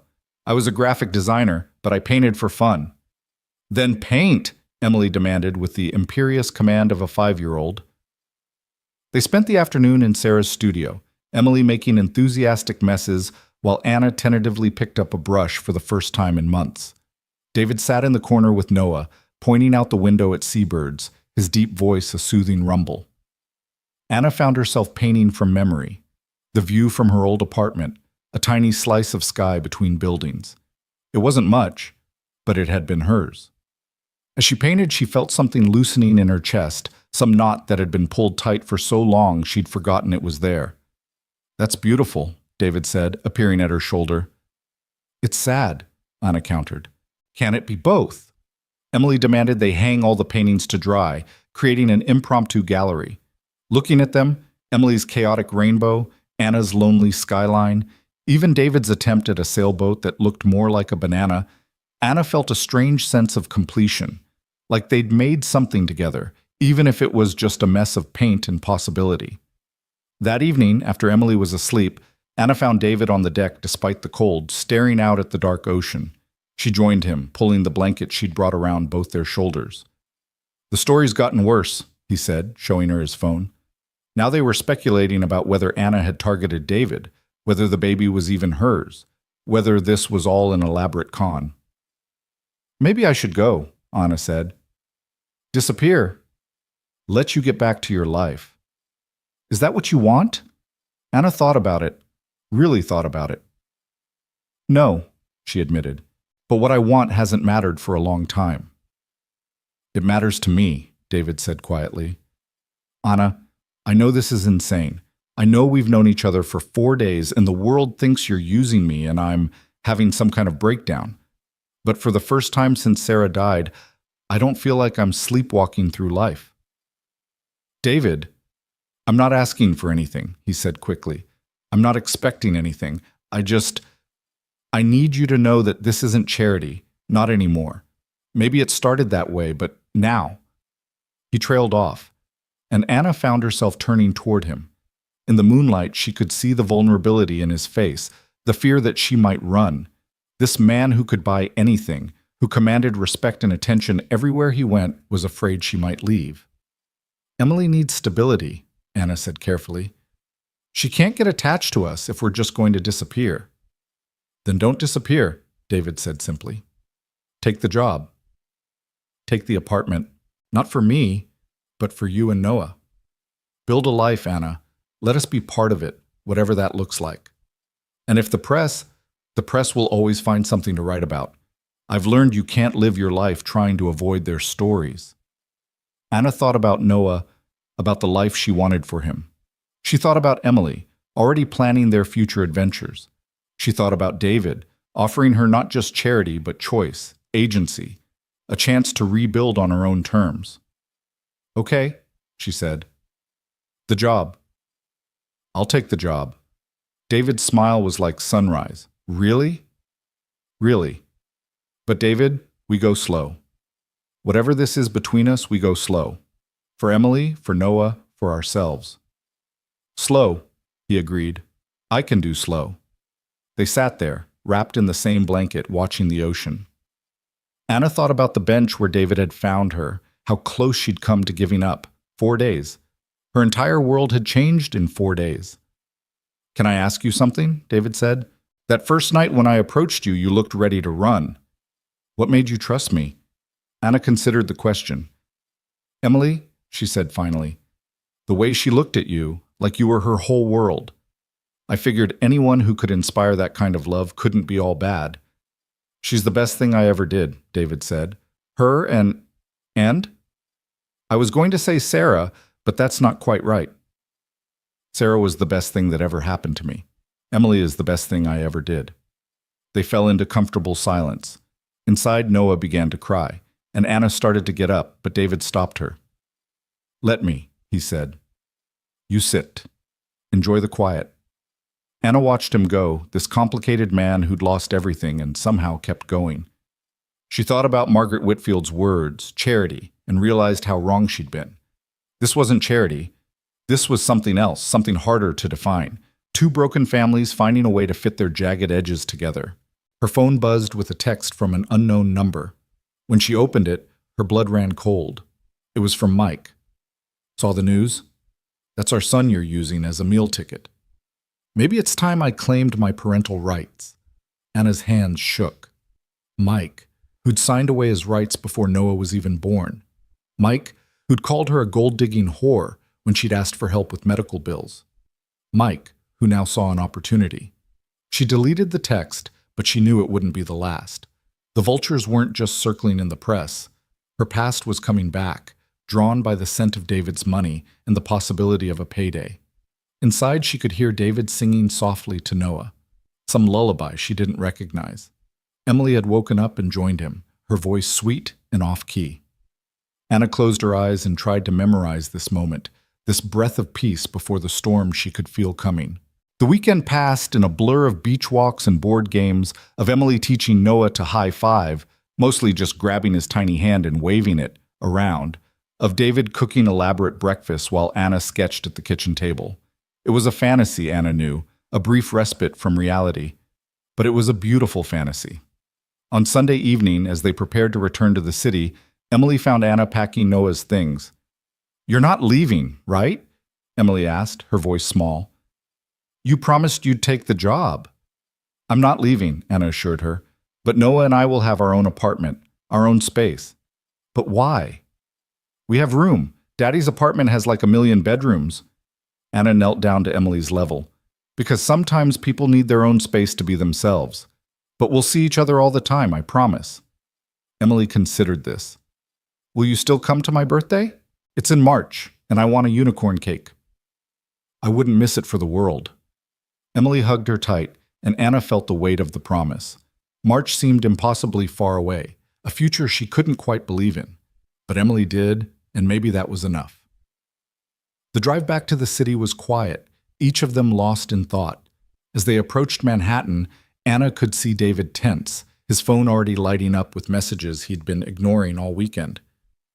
"It's going to be rough this week," he warned. "The press, the gossip." "Are you sure you're ready for this?" Anna looked at Noah, sleeping peacefully, at Emily drawing pictures in the back seat, at David's worried face. Her phone had 6 messages from Mike, each more threatening than the last. The story had gone viral. Her face was all over the internet, her past being excavated by strangers. "No," she said honestly, "I'm not ready. But I've never been ready for anything that's happened to me. I've learned ready is a luxury I can't afford." David reached over and squeezed her hand briefly. "We'll face it together." Together, such a dangerous word. Anna had learned not to trust in together, not to lean on anyone but herself. But looking at David's determined face, at Emily's innocent trust, she thought maybe, just maybe, she could try one more time. As they entered the city, the lights of Manhattan glittering like a promise or a threat, Anna held her sleeping son and tried to believe in the future David was offering. Not a fairy tale, but something better, a chance to rebuild, to create something new from the ashes of what they'd both lost. Tomorrow would bring new challenges. The press would dig deeper. Mike would make his threats real. The board would pressure David. The gossips would whisper. But tonight, in this car with these people who'd inexplicably become hers to protect, Anna felt something she hadn't felt in months. Hope. It was a dangerous thing, hope. It could break you worse than despair. But as Emily reached forward to hold her hand, as David navigated them through the city streets toward whatever came next, Anna decided to take the risk. Some things were worth breaking for. The employee apartment on East 78th Street was modest by David's standards, but palatial by Anna's. 1 bedroom, a small living area, a kitchen with actual counter space. After 3 weeks on the streets, it felt like a palace. Anna stood in the doorway holding Noah, unable to quite believe this was real. "The furniture is basic, but you can change anything you want," David said, setting down the boxes of their few possessions. "There's a budget for employee housing improvements." Emily was already exploring, opening every cabinet and closet. "This is nice. It's cozy, like a real home, not like Daddy's apartment that's too big and echoey." "Emily," David warned, but Anna could see he was fighting a smile. "It's perfect," Anna said, meaning it. It's more than perfect. It had been 3 days since they'd returned from the Hamptons. 3 days of photographers camped outside the hotel, of Anna's face plastered across tabloids, of Mike's increasingly aggressive texts. But David had been a shield against all of it, his lawyers issuing cease and desist orders, his security keeping the press at bay. Your first day is tomorrow, David reminded her. Marcus will meet you at 9. He's tough but fair. Don't let him intimidate you. After everything else, I think I can handle one CFO, Anna said, trying for confidence she didn't feel. David's phone rang. He glanced at it and frowned. It's Richard Blackstone. I need to take this. Richard Blackstone was chairman of the hotel's board, a man whose name was spoken in hushed tones around the property. Anna watched David's face darken as he listened. No, Richard. No, I won't, because it's none of your damn business who I... He stopped, visibly controlling himself. We'll discuss this at the board meeting. Not before. He hung up, his jaw tight with anger. Emily had gone quiet, recognizing her father's dangerous mood. They want you gone, Anna said. It wasn't a question. They want the scandal gone. They think if you disappear, the story dies. Maybe they're right. No. The word was sharp, final. I've let the board dictate too much of my life already. They pushed me to expand when Sarah was sick, said the company needed to show strength. I chose them over her too many times. Not again. David, if this threatens the company will survive. It survived worse. He ran a hand through his hair, suddenly looking exhausted. Anna, I need you to understand something. This isn't about charity or pity or even Emily anymore. This is about me choosing to live instead of just exist. You and Noah, you've woken something up in me. Don't ask me to go back to sleep. Before Anna could respond, Emily tugged on her father's sleeve. Daddy, are the mean men trying to make Anna leave? No one's making anyone leave, David said firmly, but Anna could see the worry in his eyes. That night, after David and Emily had gone, Anna sat in her new apartment feeling the weight of everything crushing down. She'd started with nothing, and now she had too much. A job she hadn't earned, an apartment she couldn't afford on her own, and the affection of a little girl who'd already lost too much. Her phone buzzed. Another text from Mike. I know where you are. We need to talk about custody, unless you want to make this worth my while. Blackmail. He was actually trying to blackmail her. Anna looked at Noah sleeping in his new crib, another gift from David, and felt rage rise in her throat. Mike had abandoned them, left them to starve, and now he wanted to profit from their survival? She called the number he'd texted from. He answered on the second ring. Anna, baby, I knew you'd come around. What do you want, Mike? What's mine? That rich boyfriend of yours has deep pockets. I figure $100,000 keeps me quiet about what kind of mother you really are. What kind of mother I am? Anna's voice was deadly quiet.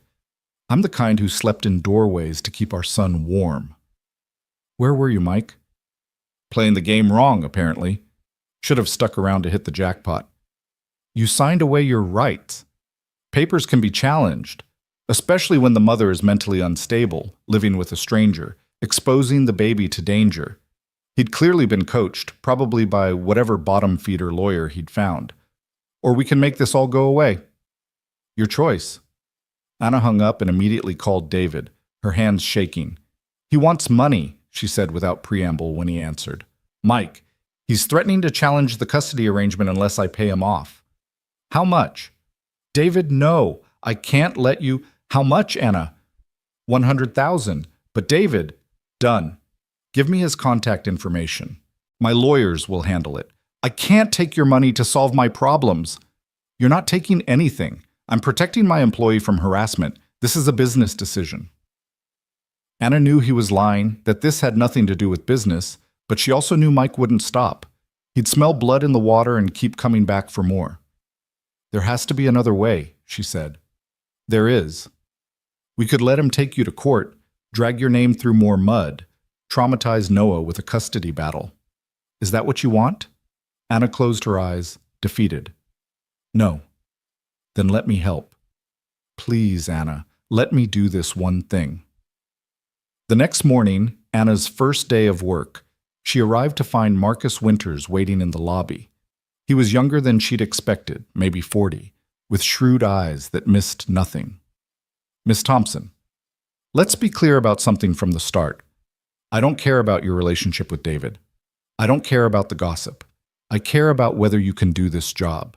The moment you can't, you're gone. David can't protect you from me. Understood?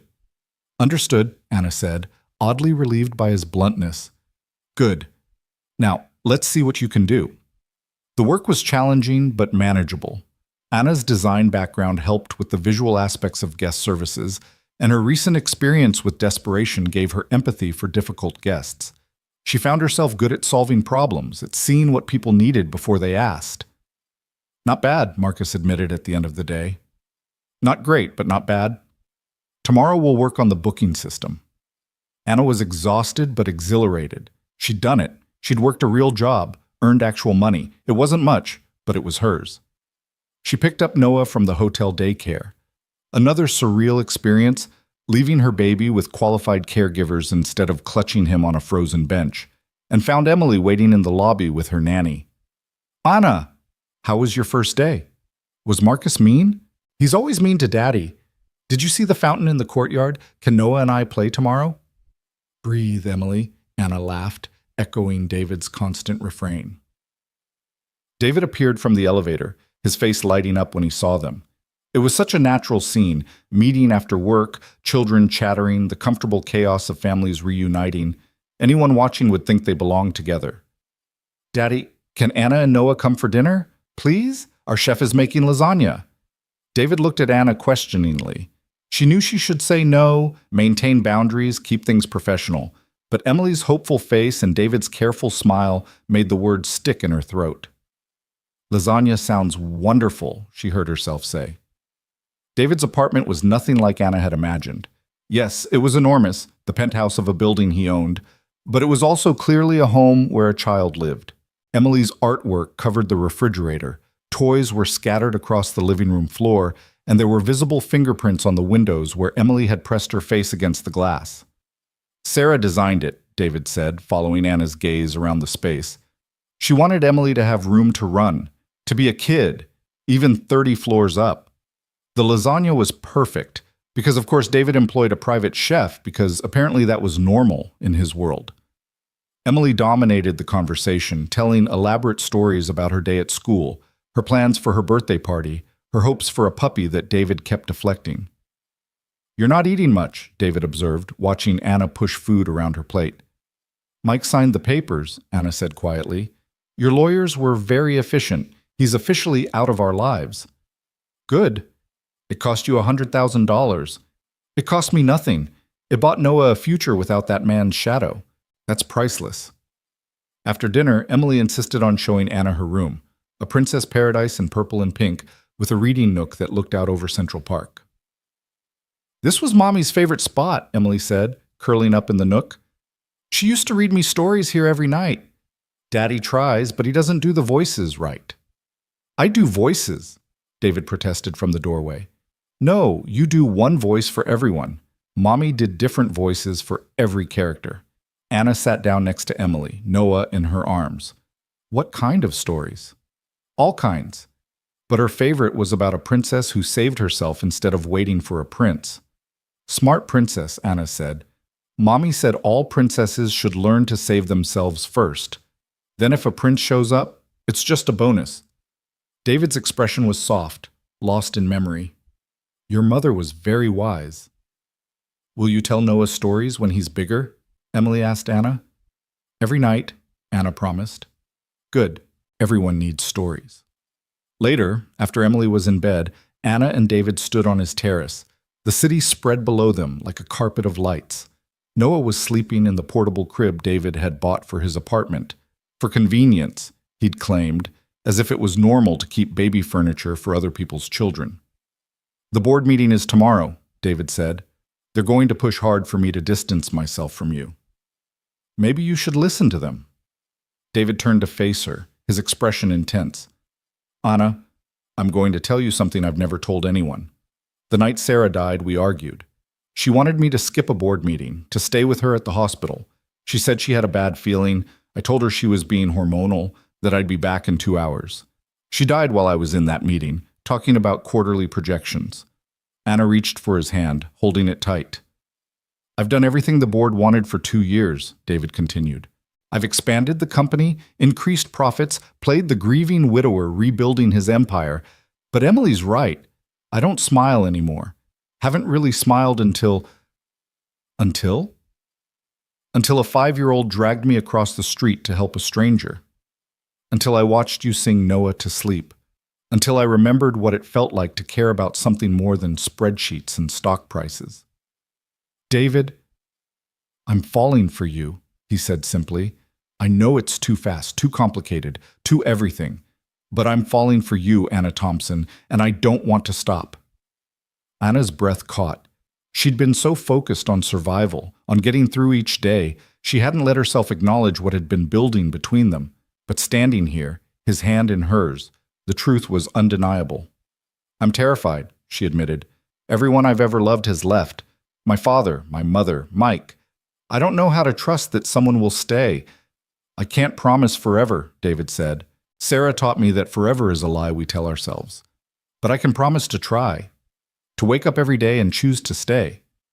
Before Anna could respond, David's phone rang. He ignored it, but it rang again immediately. You should answer that, Anna said. It was Marcus, his voice tight with barely controlled panic. David, we have a problem. Someone leaked the security footage from that first night. The video of you bringing Anna and the baby into the hotel. It's everywhere. David put the phone on speaker, his face grim. It gets worse, Marcus continued. They've identified Anna's ex. He's giving interviews, claiming she's an unfit mother, that she used the baby to manipulate you. The board is in emergency session. Richard is calling for your resignation. My resignation? David's voice was dangerously calm. He says you've compromised the company's reputation, that your judgment is impaired. David, he has enough votes. If you don't distance yourself from this situation, from Anna, you could lose everything. Anna felt the floor drop out from under her. This was her fault. David was going to lose his company, his life's work, because he'd tried to help her. I have to go, she said, already moving toward Noah's crib. Anna, wait. No, David. This is exactly what I was afraid of. I'm poison. Everything I touch falls apart. She was crying now, hot tears of frustration and self-loathing. Your board is right. Your judgment is impaired. You're throwing away everything for someone you barely know. I know enough, David said firmly. I know you fought for your son when everyone else would have given up. I know you make Emily laugh like she hasn't since Sarah died. I know you see me, not my money or my hotels or my reputation, but me. That's not enough. It's everything. David's composure finally cracked. Anna, do you understand what you've given me? For 2 years I've been dead inside, going through the motions, existing for Emily but not living. You made me want to live again. That's worth more than any company. Anna stared at him, this man willing to sacrifice everything for her and Noah. It was too much, too big, too frightening. I need time, she whispered. I need to think. David nodded, though she could see the effort it took not to argue. Take all the time you need. But Anna, know this. Whatever the board decides, whatever happens with the company, my feelings won't change. I choose you. I choose us, even if you can't choose me back. Anna left with Noah, her mind spinning. In the elevator, she held her son close, breathing in his baby scent, trying to ground herself. The security guard in the lobby gave her a sympathetic look. Everyone knew about the scandal by now. Her phone was buzzing with texts. 3 from David, which she couldn't bear to read. 1 from an unknown number that made her blood run cold. You think you've won, but I know things about you that would make your precious David run. Mike hadn't given up. The 100,000 had just been the beginning. She was almost to her apartment when she saw them, photographers, dozens of them, surrounding the building. Someone shouted her name, and suddenly they were swarming, cameras flashing, voices yelling questions. Anna, is it true you targeted David Miller? How much is he paying you? Is the baby really yours? Anna clutched Noah, trying to push through, but they pressed closer. Noah started crying, overwhelmed by the noise and lights. Anna felt panic rising. They were trapped.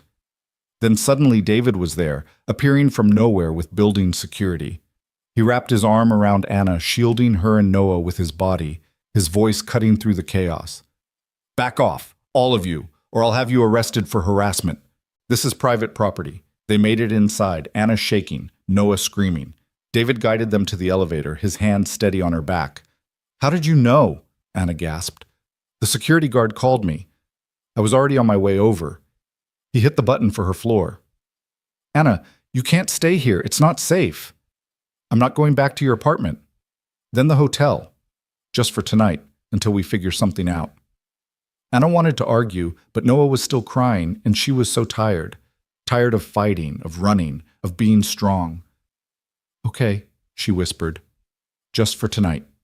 But even as David called for his car, even as they snuck out the back entrance, Anna knew nothing would ever be just for tonight with them. They were past that, past simple, past safe. The hotel suite felt like coming full circle. Same luxury, same view, but everything had changed. Anna wasn't a stranger David had rescued anymore. She was, what? His employee? His friend? The woman he was falling for? "The board meeting is in 6 hours, David said, checking his phone. "Richard's called in everyone, even the international members. You should go home. Prepare." "I should be wherever you are," David countered. "The board can wait."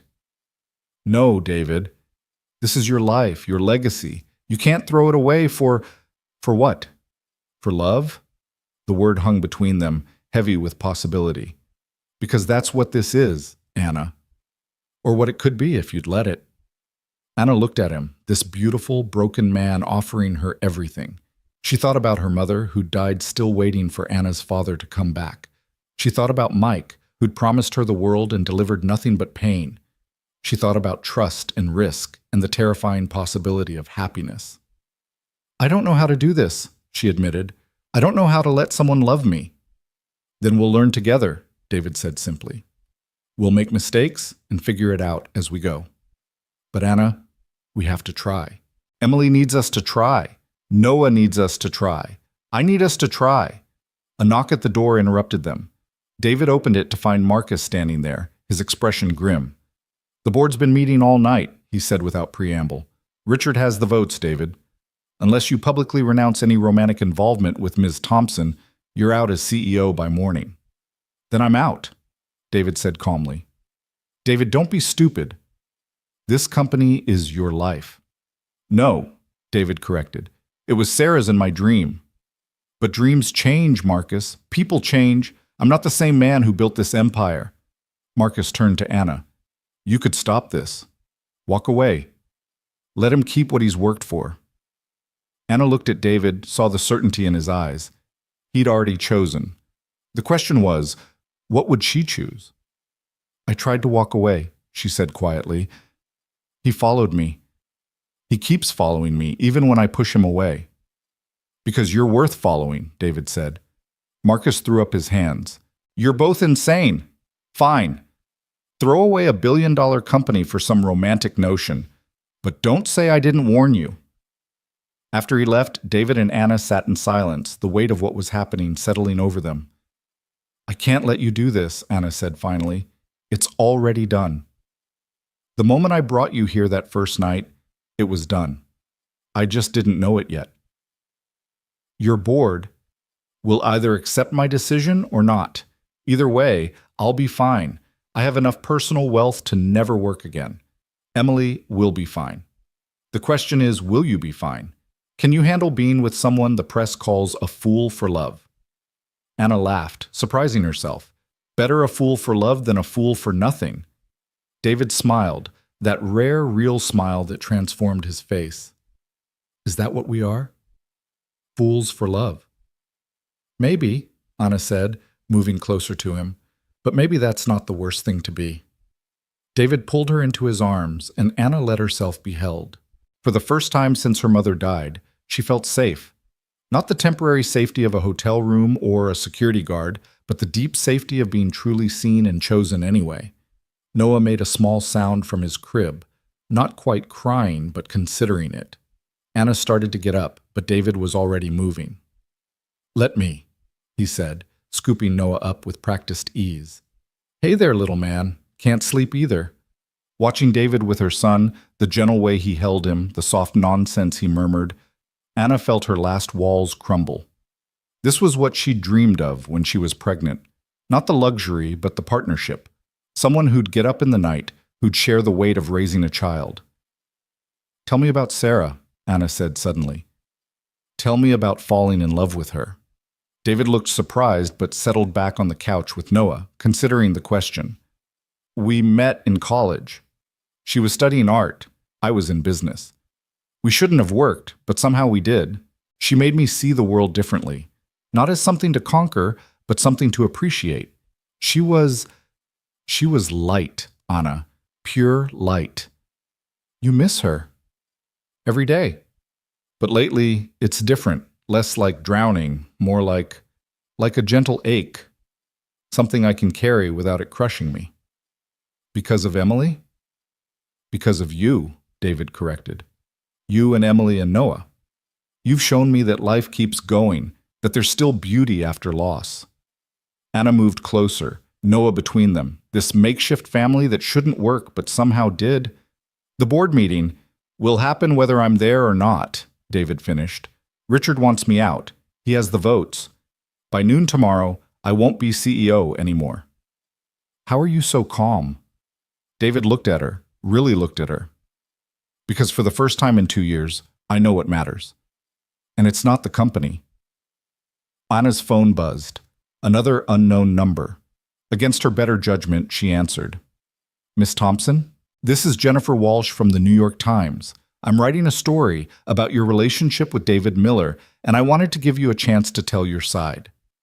Anna started to hang up, but something in the woman's tone stopped her. "What do you mean, my side?" "Your ex-boyfriend has made some serious allegations about your mental health, your fitness as a mother.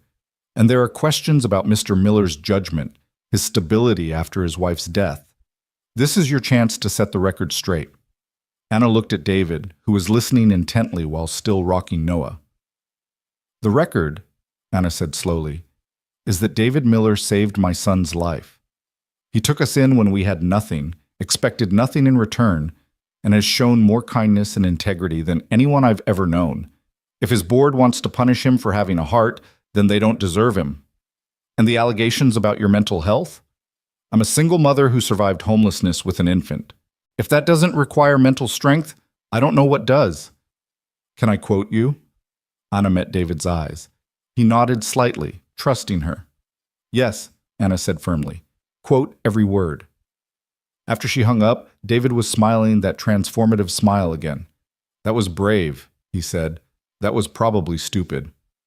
I just gave an interview to the New York Times. You defended us. That was brave." Emily appeared in the doorway, rubbing sleepy eyes. "I had a bad dream." Without hesitation, she climbed onto the couch, fitting herself between David and Anna like she belonged there. Which, Anna realized, she did. "What was the dream about, sweetheart?" David asked. "Anna and Noah went away and we couldn't find them." Anna's heart clenched. She pulled Emily close, this little girl who'd lost so much already. "We're not going anywhere," Anna said, and meant it. Whatever happened with the board, with the press, with all of it, she meant it. "Promise?" Emily's voice was small. Anna looked at David over Emily's head. He was watching her with such hope, such patient love, that her breath caught. "I promise," she whispered.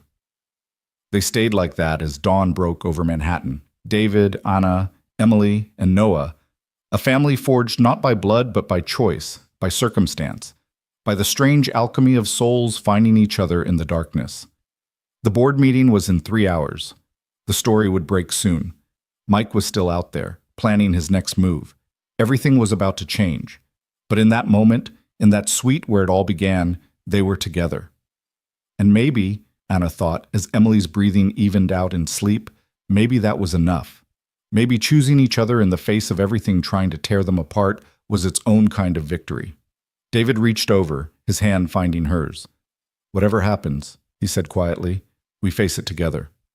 "Together," Anna agreed, and for the first time in her life she believed it. The boardroom at the Archer Hotel Group headquarters was a study in corporate power. Floor-to-ceiling windows overlooking Manhattan, a massive mahogany table that had witnessed dozens of million-dollar deals, and portraits of past chairmen watching like sentinels. David stood at the head of the table, facing 12 board members who'd flown in from around the world for this emergency session. Richard Blackstone sat directly opposite him, his silver hair gleaming under the lights, his expression one of paternal disappointment calculated to maximum effect. "David," Richard began, his voice carrying the weight of 40 years in business, "we've known each other since you were fresh out of Harvard. I watched you build this company with Sarah. I held Emily the day she was born. This isn't personal." "Everything is personal, Richard," David replied calmly. "You just pretend otherwise when it suits you." "The numbers don't lie," board member Patricia Chen interjected, sliding a tablet across the table. "Stock price down 12% since the story broke.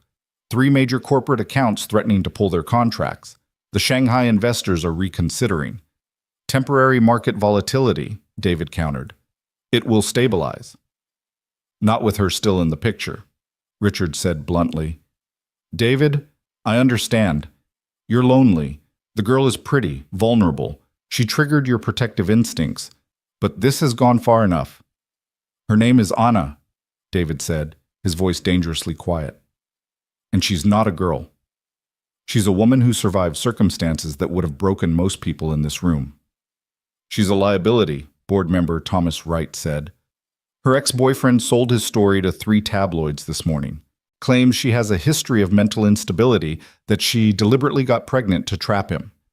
"Lies from a man who abandoned his child," David shot back. "Doesn't matter if they're lies," Richard said. "Perception is reality in our business. You know this, David. You taught me this." Marcus entered the room, his face grim. He handed David his phone without a word. The New York Times article was live. The headline read, "Love in the Time of Judgment, David Miller's Stand Against Corporate Cynicism." David read quickly. Jennifer Walsh had written a nuanced piece that portrayed him not as a man having a breakdown, but as someone choosing humanity over profit.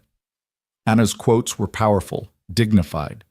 There was even a statement from Dr. Patel about the medical emergency that first night, confirming that Noah would have died without intervention. "This changes nothing," Richard said, though David caught the flicker of uncertainty in his eyes. "The board has lost confidence in your judgment." "Then remove me," David said simply. "But know this, I own 32% of this company.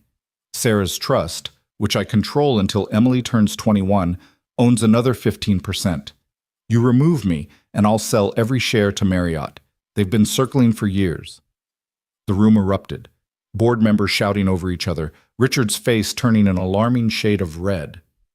David stood calmly in the center of the storm, thinking about Anna and Noah back at the hotel, about Emily at school, about what really mattered. "You wouldn't dare," Richard finally managed. "Try me," David said. "I'm done living for this company. I'm done sacrificing everything that matters for quarterly earnings. Sarah died while I was in this room, Richard, in this exact room, discussing expansion strategies while she bled out in a hospital bed. I won't make that mistake again." "What do you want?" Patricia asked, ever practical. 6 months, David said. "Give me 6 months to prove this won't affect business. If I'm wrong, I'll step down voluntarily. No fight, no selling to competitors. But if I'm right, if the numbers recover and the scandal dies, you never question my personal life again." The board exchanged glances. Richard's jaw worked like he was chewing glass. 3 months, Richard countered. 6, David insisted, and Anna keeps her job regardless. She's proven herself valuable to Marcus already. "She's been there one day," Thomas protested. "And Marcus doesn't keep dead weight," David reminded them. "If she wasn't capable, she'd already be gone." The vote was close, 7-5 in favor of the 6-month trial. David felt no victory, only exhaustion. These people had once been friends, allies in building something magnificent. Now they were just obstacles between him and the life he was trying to build. As the board members filed out, Richard lingered. "You're making a mistake, David. That girl will take you for everything." "The only mistake I made was waiting for permission to live my life," David replied. "And Richard? If you ever call Anna that girl again, our professional relationship ends immediately. David left the boardroom to find Marcus waiting in his office. That was either brilliant or suicidal, Marcus said. Probably both, David admitted, loosening his tie. How's Anna? Hiding in your hotel with your daughter, who apparently faked a stomachache to skip school and protect Anna from, and I quote, mean photographers. David couldn't help but smile. Of course, Emily had launched her own protection campaign. The Times piece is getting traction, Marcus continued. Hashtag Save David and Anna is trending. The public loves an underdog love story. It's not a story, David said firmly. It's our life. Which is why it works, Marcus said. David, I wasn't sure about this. But seeing you these past few days, you're different. More like the man who started this company with Sarah, less like the ghost you've been since she died. David's phone rang. Anna's name appeared on the screen. David, her voice was shaky. You need to come back. Something's happened. He was out the door before she finished the sentence, Marcus close behind. The drive to the hotel felt endless, David's mind spinning through possibilities. Had Mike shown up? Had something happened to Noah? To Emily? He found them in his office at the hotel, Anna holding Noah, Emily curled against her side, and a woman he didn't recognize standing by the window. She was older, well-dressed, with eyes that looked startlingly familiar. David, Anna said, this is Catherine. She's Mike's mother. David tensed, moving protectively closer to Anna and the children. But Catherine held up her hands in a peaceful gesture. I'm not here to cause trouble, she said, her voice cultured, nothing like what David would have expected from Mike's mother. I came to apologize and to offer help. Help? Anna's voice was skeptical. Catherine reached into her purse and pulled out a thick envelope. Documentation of every lie my son has told. Medical records showing his history of drug abuse and mental instability. Text messages where he admits to abandoning you and Noah. Proof that he was fired from his last 3 jobs for theft. Anna stared at the envelope like it might bite her. Why would you do this? Because I failed as a mother, Catherine said simply. I enabled Mike his entire life, made excuses for him, cleaned up his messes. When I saw the news, saw what he was doing to you and your beautiful baby, I realized I couldn't enable him anymore. She pulled out another document. This is a signed affidavit stating that Mike has never provided any support for Noah, that he abandoned you while pregnant, and that he's attempting extortion. I've already sent copies to every media outlet he's spoken to. Emily, who'd been unusually quiet, suddenly spoke up. Are you a good grandma or a bad grandma? Catherine's composure cracked slightly. I haven't had the chance to be any kind of grandma. Mike never told me about Noah until I saw the news. He's a really good baby, Emily informed her seriously. He only cries when he's hungry or needs a diaper. And he likes when you sing to him. Catherine's eyes filled with tears. He's beautiful. He looks just like Mike did as a baby, before I ruined him with my weakness. Anna stood slowly, Noah in her arms. David watched her wrestle with something, anger, fear, hope. Would you like to hold him? Anna asked quietly. Catherine's hands trembled as she accepted Noah, tears flowing freely now. Hello, sweet boy. I'm your Grandma Catherine. I'm so sorry I'm late. David felt the room shift, another piece clicking into place in this strange family they were building. Emily tugged on his sleeve. Daddy, does this mean Noah has a grandma now? I only have Grandpa James in Florida, and he never visits. That's up to Anna and Catherine, David said carefully. Catherine looked at Anna. I know I have no right to ask, but I have money. Resources. I want to help. I want to be part of Noah's life, if you'll let me. I can stop Mike permanently. I know things about him that would end any custody claim. You turn on your own son? Anna asked. I'm choosing my grandson over my son's cruelty, Catherine corrected. It's a choice I should have made years ago with other people he hurt. Anna looked at David, seeking guidance. He gave the slightest nod. His instincts said Catherine was sincere. We can start slow, Anna said finally. Visits, with me present. See how it goes. That's more than I deserve, Catherine said, handing Noah back reluctantly. I'll have my lawyer contact yours about the Mike situation. He won't bother you again. After Catherine left, leaving her contact information and the precious envelope of evidence, the room felt lighter somehow. Emily immediately claimed Noah, chattering to him about how lucky he was to have a grandma. That was unexpected, David said, moving to stand beside Anna at the window. Everything about this has been unexpected, Anna replied. A week ago, I was sleeping on a bench. Now, I have a job, an apartment, a possible mother-in-law, and? She turned to face him fully. And you. However that happened. However that happened, David agreed, pulling her into his arms. How did the board meeting go? 6 months to prove this won't destroy the company. Anna pulled back. David, that's not enough time. It's plenty of time, he said firmly. The scandal will die down in weeks. Some celebrity will do something outrageous and will be old news. And if you're wrong, then I'll sell my shares and start over. Maybe something smaller, more personal. Sarah always said the company got too big, that we lost sight of why we started it. Emily appeared between them, Noah in her arms with suspicious confidence for a 5-year-old. Are you two going to get married? Emily. David's face flushed. What? Chloe's mom is on her 3rd husband, and she says it's important to lock things down quickly in New York because the competition is fierce. Anna burst out laughing, the sound filling the office like music. Your friend Chloe's mom sounds like a piece of work.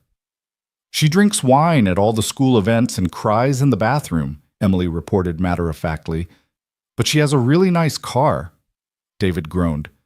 Emily, we've talked about repeating things you overhear. I'm not overhearing. She talks really loud.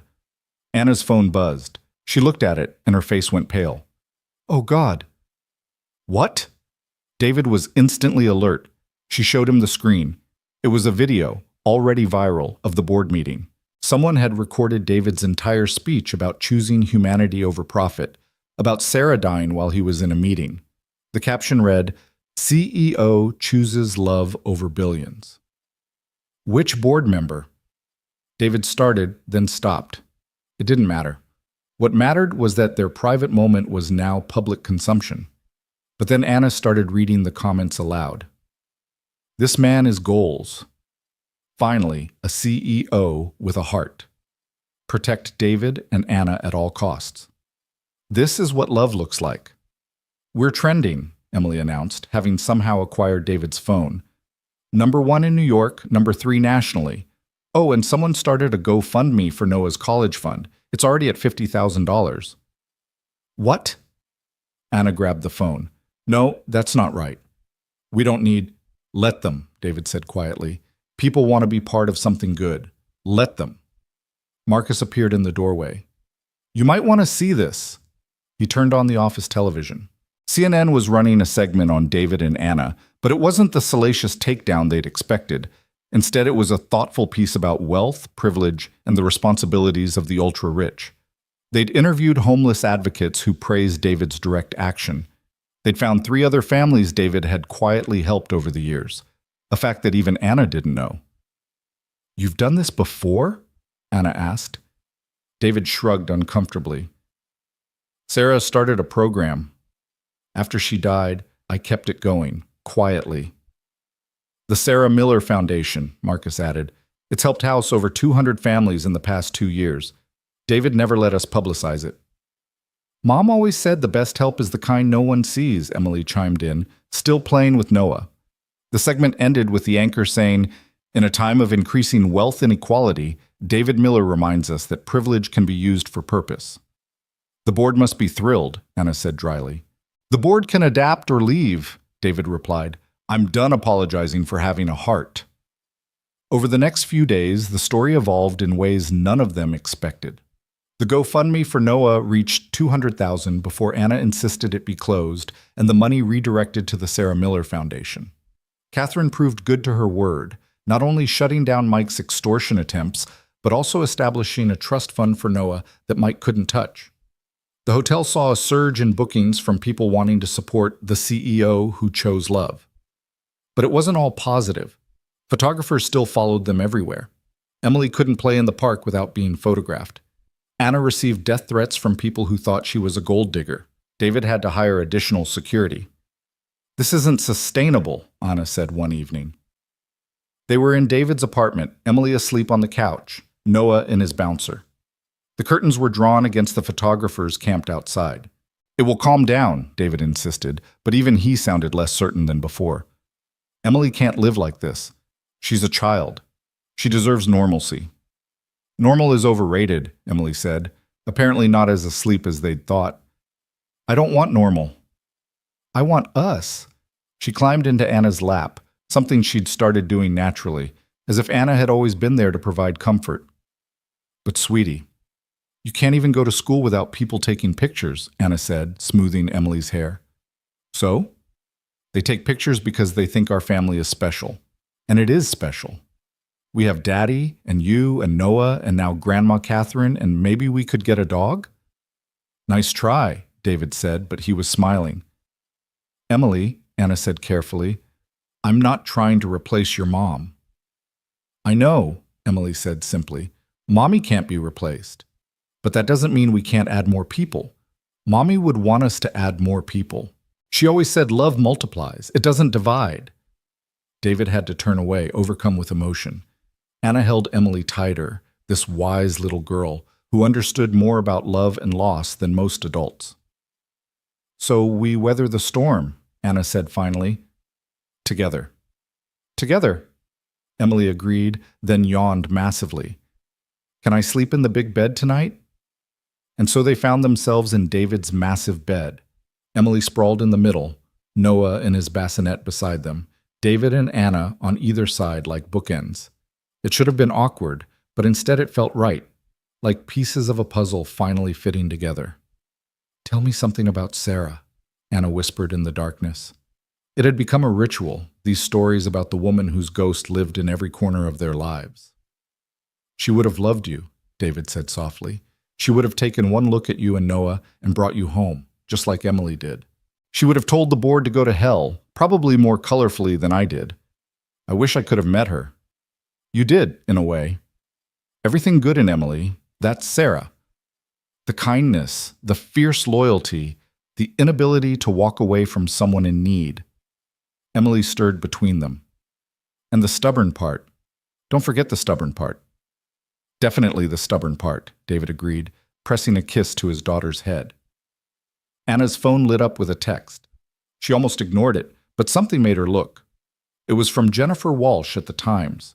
"Check your email. You'll want to see this before it goes live tomorrow." Anna opened her email, David reading over her shoulder. The subject line read, "The woman behind the scandal, an investigation." The article was thorough, almost invasively so, but it wasn't the hit piece Anna expected. Jennifer had dug deep, finding Anna's college professors who praised her talent, her former employers who confirmed she was a dedicated worker, even her mother's oncologist who described how Anna had cared for her mother during her final months. There were photos of Anna's design work, proof of her skills and ambition before life derailed her. But the real bombshell was at the end.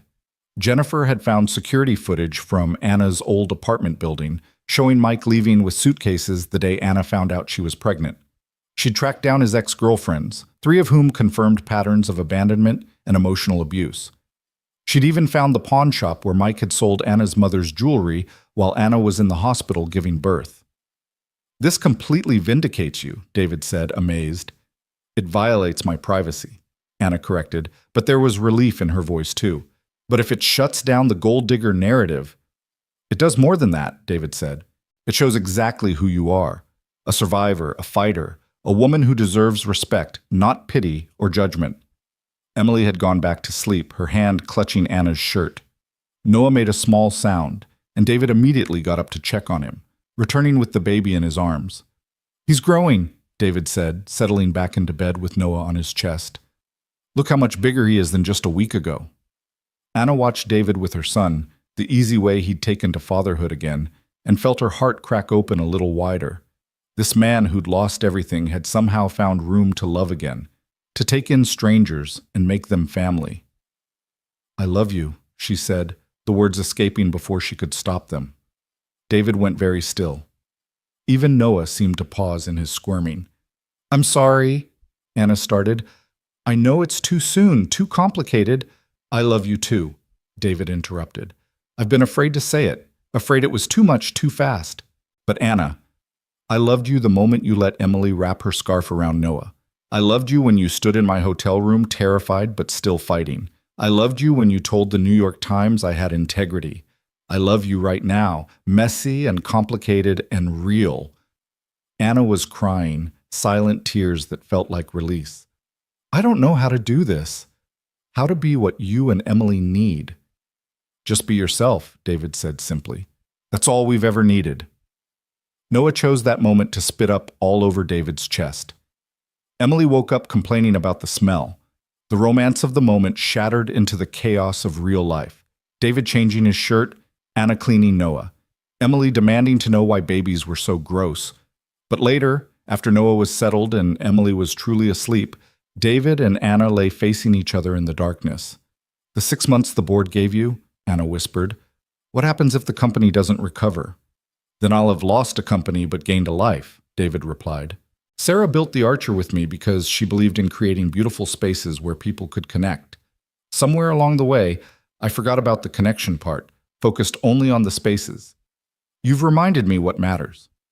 The board will destroy you if they can. Let them try. I have something they don't, a reason to fight that goes beyond stock prices. Anna moved closer, careful not to wake Emily. I never expected this. Any of this. When you stopped that night, I thought you'd give us a meal, maybe some money, then disappear. I never imagined that I'd fall in love with you, that you'd see me as worth loving. David's hand found hers across Emily's sleeping form. Anna, you're worth everything, you and Noah and this little family we're building. It's messy and complicated, and the press won't leave us alone, and the board wants me gone, but it's real. It's the most real thing I've felt in 2 years. The next morning brought a new wave of chaos. The Times article had indeed shifted public perception, but it had also brought out more crazies. David's security team intercepted 3 attempted break-ins at Anna's official apartment. Someone leaked Emily's school schedule, leading to photographers trying to get pictures through the classroom windows. This ends now, David said, pacing his office like a caged lion. Marcus and the head of security stood watching him warily. What do you have in mind? Marcus asked. We go fully public. Complete transparency. We do one major interview, tell the whole story, then refuse to discuss it again. We control the narrative completely. That's risky, Marcus warned.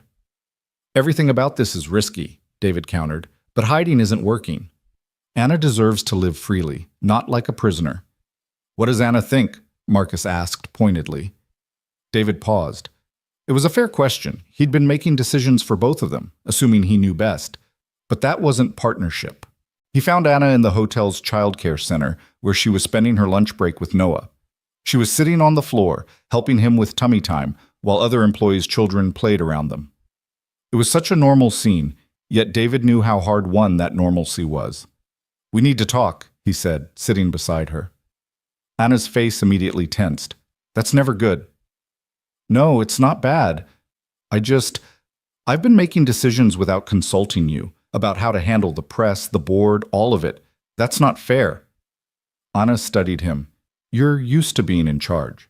Yes, but this isn't a business deal. This is our life, your life. What do you want, Anna? How do you want to handle this? Anna was quiet for a long moment, watching Noah grab at a toy. I want to stop hiding, she said finally. I want to take Emily to the park without bodyguards. I want to work without photographers trying to get pictures through the windows. I want Noah to grow up normal, not as the baby from the scandal. So we tell our story. Once, completely. Then move on. Together? Together. They chose Oprah. Because if you're going to tell your story to the world, you might as well do it with the queen of interviews. She came to them, setting up in David's apartment, wanting the intimacy of their real space. Emily was thrilled. Oprah! In our house! Wait until I tell Chloe. The interview was scheduled for 3 hours, but went for 5. Oprah had a way of drawing out truth, of making them comfortable enough to be vulnerable. David talked about Sarah's death, about the guilt and grief that had consumed him. Anna spoke about her mother, about Mike, about the terror of sleeping on the streets with a newborn. They talked about that first night, about Emily's insistence on helping, about how love had snuck up on them while they were just trying to survive. "So what now?" Oprah asked as the cameras rolled. "The board has given you 6 months. The press won't leave you alone. You're facing challenges from all sides. What's next?" David and Anna looked at each other, then at Emily playing with Noah on the carpet, then back at Oprah. "We live," Anna said simply. "We raise our children. We work. We love. We stop apologizing for finding each other in unusual circumstances." "The world wants to make this complicated," David added, "but it's actually very simple. 2 broken families found each other and decided to heal together. That's the whole story." Oprah smiled that knowing smile that had made her famous. "And the wedding?" "Because you know everyone's wondering." Emily's head shot up from where she was playing. "Wedding? Are we having a wedding?" David's face flushed. "We haven't—" "Someday," Anna interrupted, smiling at David's surprise. "When we're ready. When it's about us and not about proving something to the world." "But someday," Oprah pressed gently. "Someday," David confirmed, his eyes never leaving Anna's face. After Oprah and her crew left, the apartment felt strangely quiet. Emily was bouncing with excitement about being on TV. Noah needed a bottle. Life continued its rhythm, despite the magnitude of what they'd just done. "That was terrifying," Anna said, collapsing on the couch. "That was perfect," David corrected, sitting beside her. "You were perfect." "Did you mean it?" "About someday?" David pulled her close. "I meant it. When you're ready. When the chaos dies down. When it can be about us, not about the scandal or the board or anything else." "That could be a long time." "I'm not going anywhere," David said firmly. "However long it takes." Emily climbed between them, Noah in her arms with her usual confident grip. "I think we should have the wedding at the hotel. On the roof by the pool. And Noah can be the ring bearer, and I can be the flower girl, and we can have chocolate cake." "You've got it all planned out," Anna laughed. "Someone has to," Emily said seriously. "You adults make everything too complicated." Looking at this little girl who'd lost so much but still believed in happy endings, Anna felt the last of her resistance crumble. Maybe Emily was right. Maybe they were making it too complicated. Maybe love was just this simple. Choosing each other again and again, despite the chaos. "Okay," Anna said, surprising everyone, including herself. "Not tomorrow, not next month, but someday. We'll have a wedding on the roof by the pool with chocolate cake." "And a dog?" Emily asked hopefully. "Don't push it," David laughed, but Anna could see him weakening. That night, after the children were asleep, David and Anna stood on the terrace looking out at the city. The photographers had finally given up for the day. The world had moved on to other scandals. For the moment, they had peace. "The interview will air next week," David said. "After that, everything changes again." "Then we have a week," Anna said, turning in his arms. "A week to just be us." "What do you want to do with it?"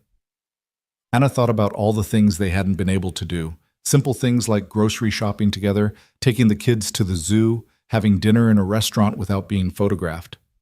"Everything," she said. "I want to do everything normal couples do." "We're not exactly normal," David pointed out. "No," Anna agreed, standing on her toes to kiss him. "We're better. We're extraordinary." And for that week, they were. They went to the zoo, Emily insisting on seeing every animal while Noah slept through most of it. They had dinner at a tiny Italian place in Brooklyn where no one recognized them. They took the subway, David clearly out of his element but gamely holding on to the pole, while Emily shrieked with delight at the speed. They were building something, Anna realized. Not just a relationship, but a life.